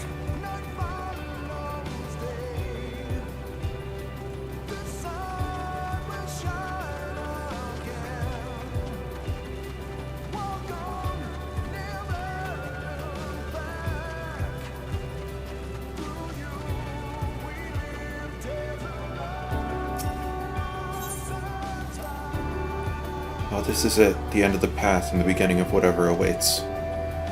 There will be greater hardships. We may be made to feel powerless. Yet come what may, let us have no regrets.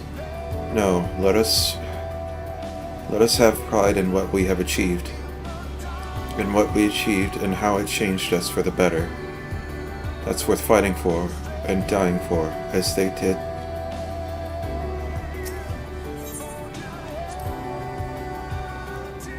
There are some structures ahead. Still, a ways to go before we reach the dead sun. Given all this, I know how naive it must sound to hope it all works out somehow. Still, you'll forgive me if I wish for it all the same. And for you most of all. Not that you of all people need it, it's just, after all the help you've given me, for once I want to be the one to help you.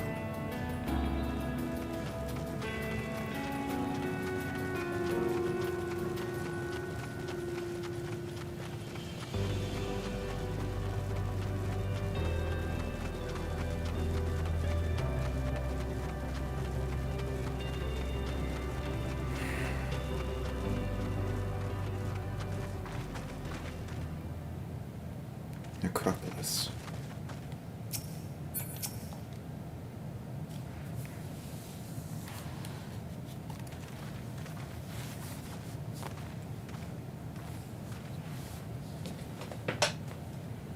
This is almost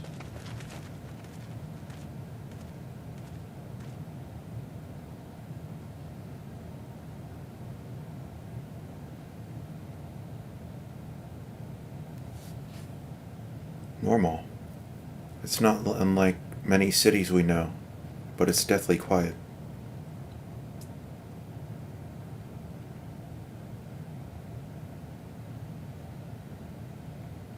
Mayhap the inhabitants are within the buildings, or invisible to our senses. Wrong on both accounts. There is simply no one here. Meteon.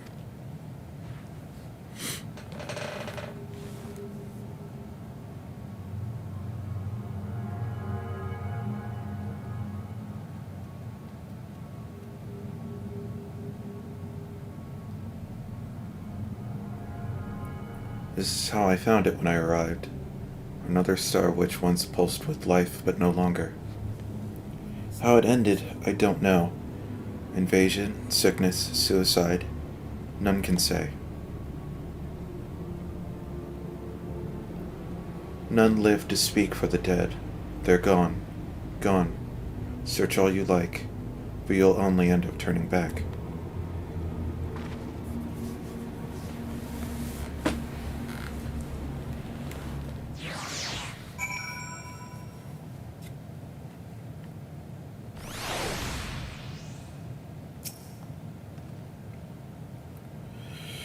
If there is no one here, then neither should there be an ocean to bar our way. Yet Meteon seems convinced we'll turn back. What riddle is this?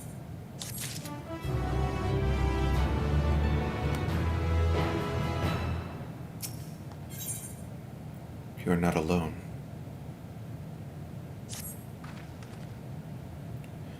Whatever Meteon may have said, we should confirm it with our own eyes. We need to have a look around. Indeed, at the very least, it doesn't appear to be a sprawling place like those before. If we split up, it shouldn't take too long to cover the area.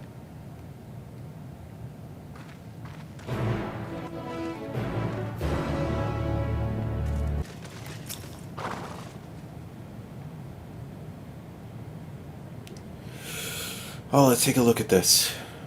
If the road was a little longer, we could make it to just beneath the dead sun.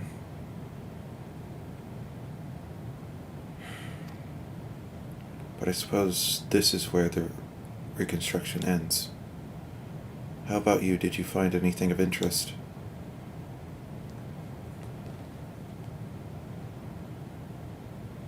I see. I noticed the same things. Cups left upon the tables, chairs out of place. I don't know what happened here, but I do know I don't want to be alone anymore.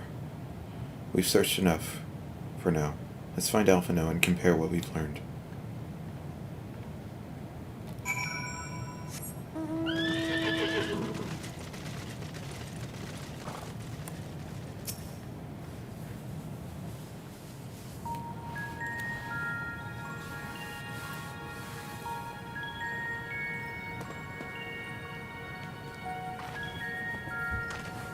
Did you find anything?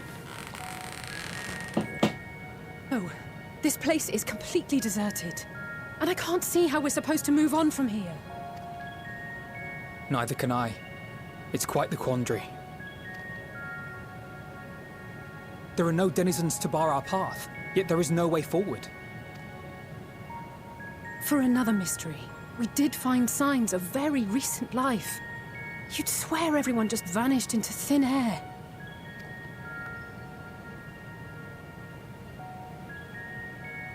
I wonder how many ruined worlds like this has Meteon seen. Ah. Could it be? Yes. Yes, I believe I may have puzzled this out. Despite how it appears, it's no different this time. There is someone here who has wished for this ruin.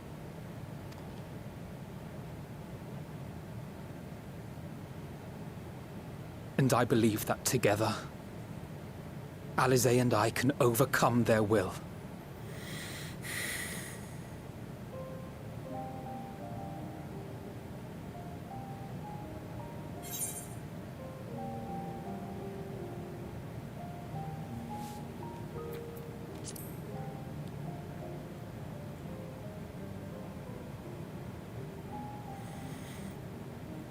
I'm sorry, but there is a chance, and I must seize it.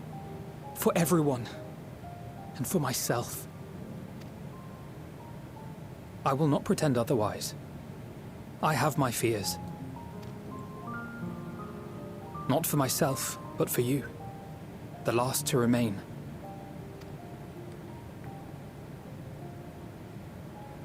You are no stranger to carrying the burden of others. But I can only imagine how heavy the weight would be this time.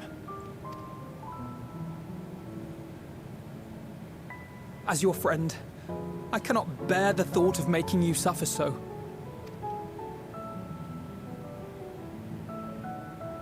Then why suggest such a thing? It's too much to ask of anyone, even him. Why must he be the one? Why must he fight alone? More than a hero, he's a dear friend. Not only to us, but to so many others. There are so many people in the world who care for you, and yet...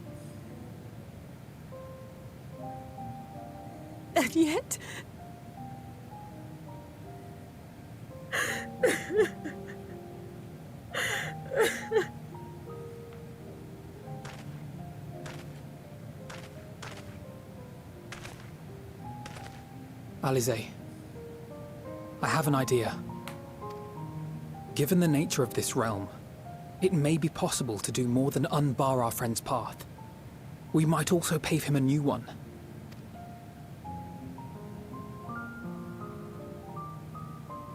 For instance, a path where he finds happiness at journey's end.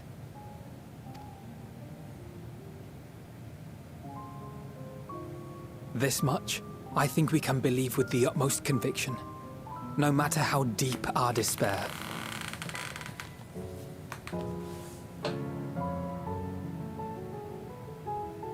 So please, believe in us too, and press on.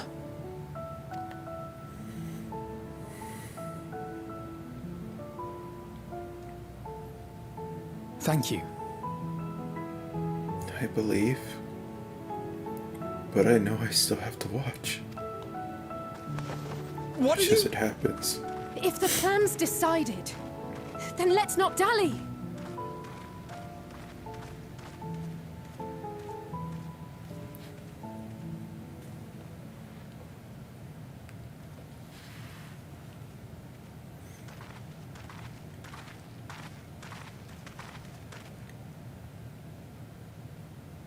Ah, there you are. It was as I said, was it not? It was. We couldn't find anyone.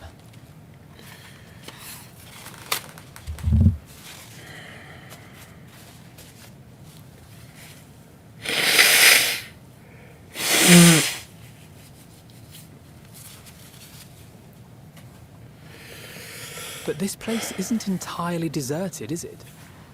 You are here. You sought out a star of promise and found a ruined husk. Like us, you explored the devastation. Like us, you were stricken.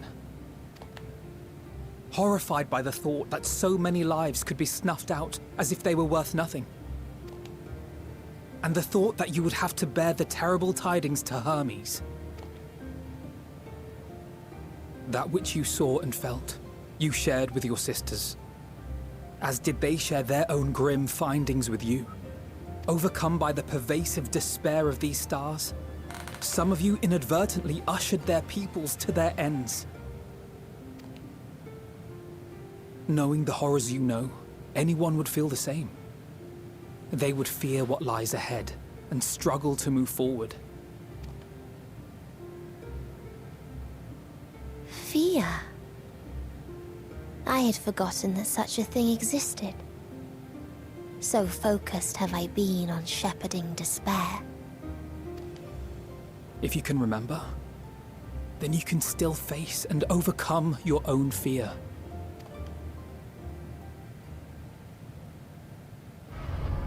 Why would I bother with such an insignificant emotion? If the despair I command is as a raging river, then fear is but a trickling stream. It can do nothing to alter my flow. You spoke with the Aya, yes? Heard their tale of what awaits the universe. It's true. The stars grow colder and more distant. Eventually, all will enjoy frozen solitude. Using the power of Dynamis, I'm hastening that process. In so doing, nothing will be born ever again. Everyone will remain dead. Alas, it will take time for that to happen. So in mercy, I sent you my gift, to spare you needless suffering.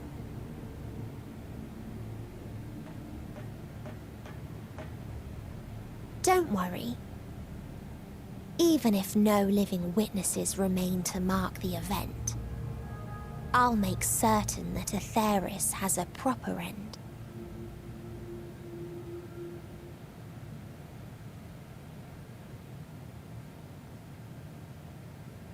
For all the power you wield, you're more fearful than the familiar you used to be. That Meteon feared simply to move forward. But your fear is such that you've given up on everything. I know it well. That sense of defeat. I've tasted my fair share of it.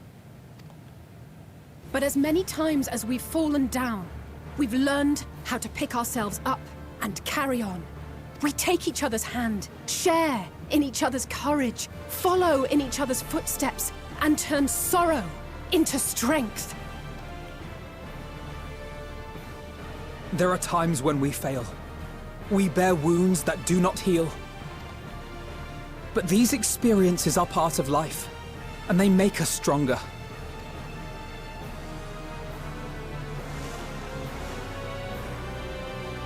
We rise, fall, and rise again.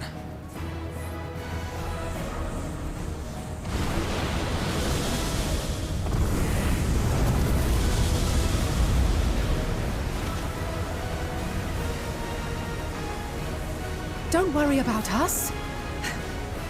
You must take the next step, and all the rest after that.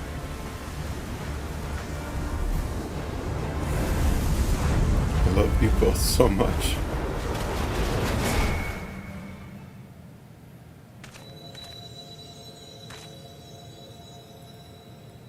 And I will finish this.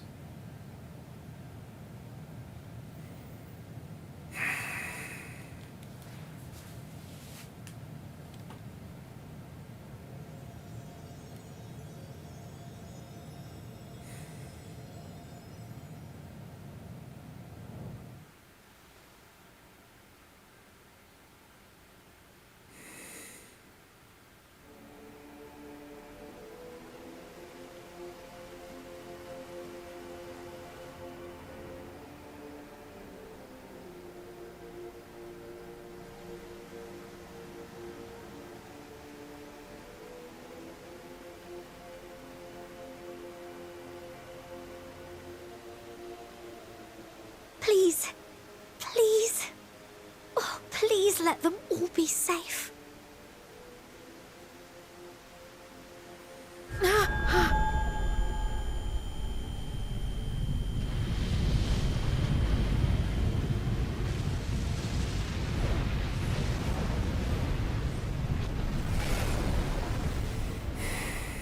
Cryle?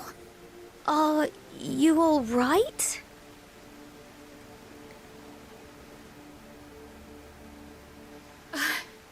nothing. Just a headache. They'll be fine. I know they will.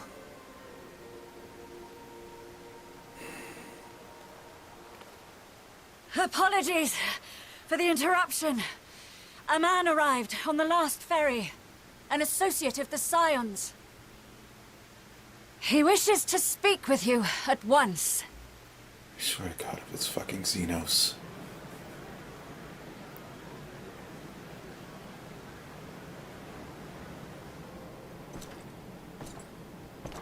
I know those clanks.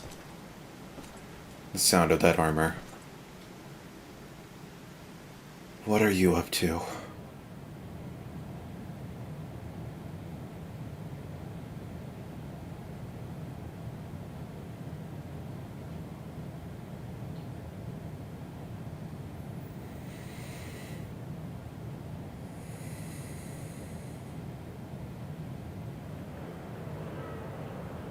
That noise.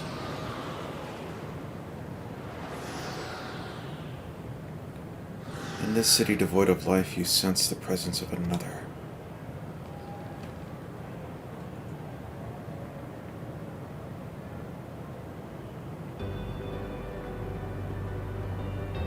The sorrow of thousand worlds weigh heavy, and yet you can walk on.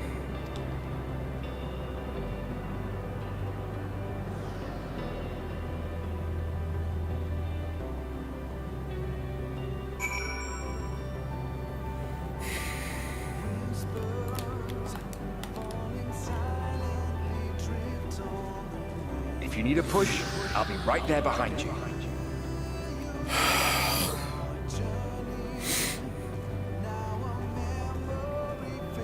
Do not despair. You are not without allies.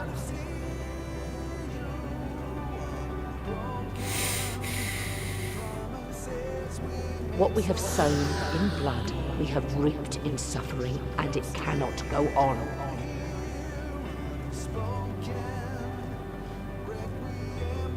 Upon the souls of they who have sacrificed themselves to pave the way for peace, we will never abandon our cause. While it is true that man succumbs all too often to anger and avarice, he may yet overcome his baser instincts through the forming of bonds with others.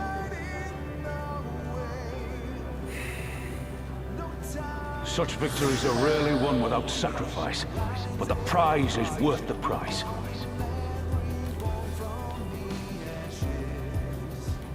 And we, for our part, are glad indeed to be able to welcome friends both old and new.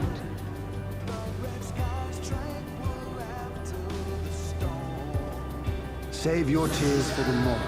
You may be sure we will have ample cause to shed them, be they for joy or despair.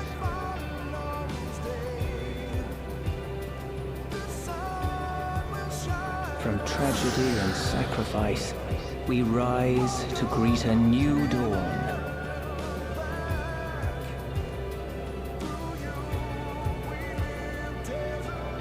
A future shaped by the choices we made in ways we could never have foreseen.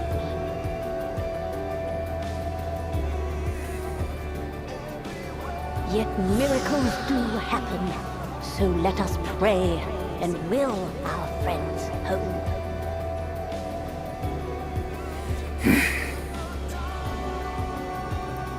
I won't stop praying until I know they're safe.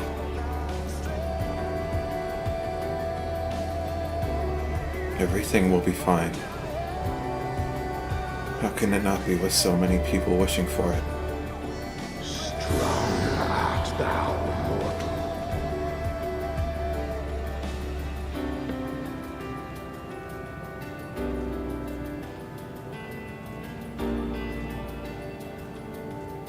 Look to the light within, that you may continue to serve as a beacon to others.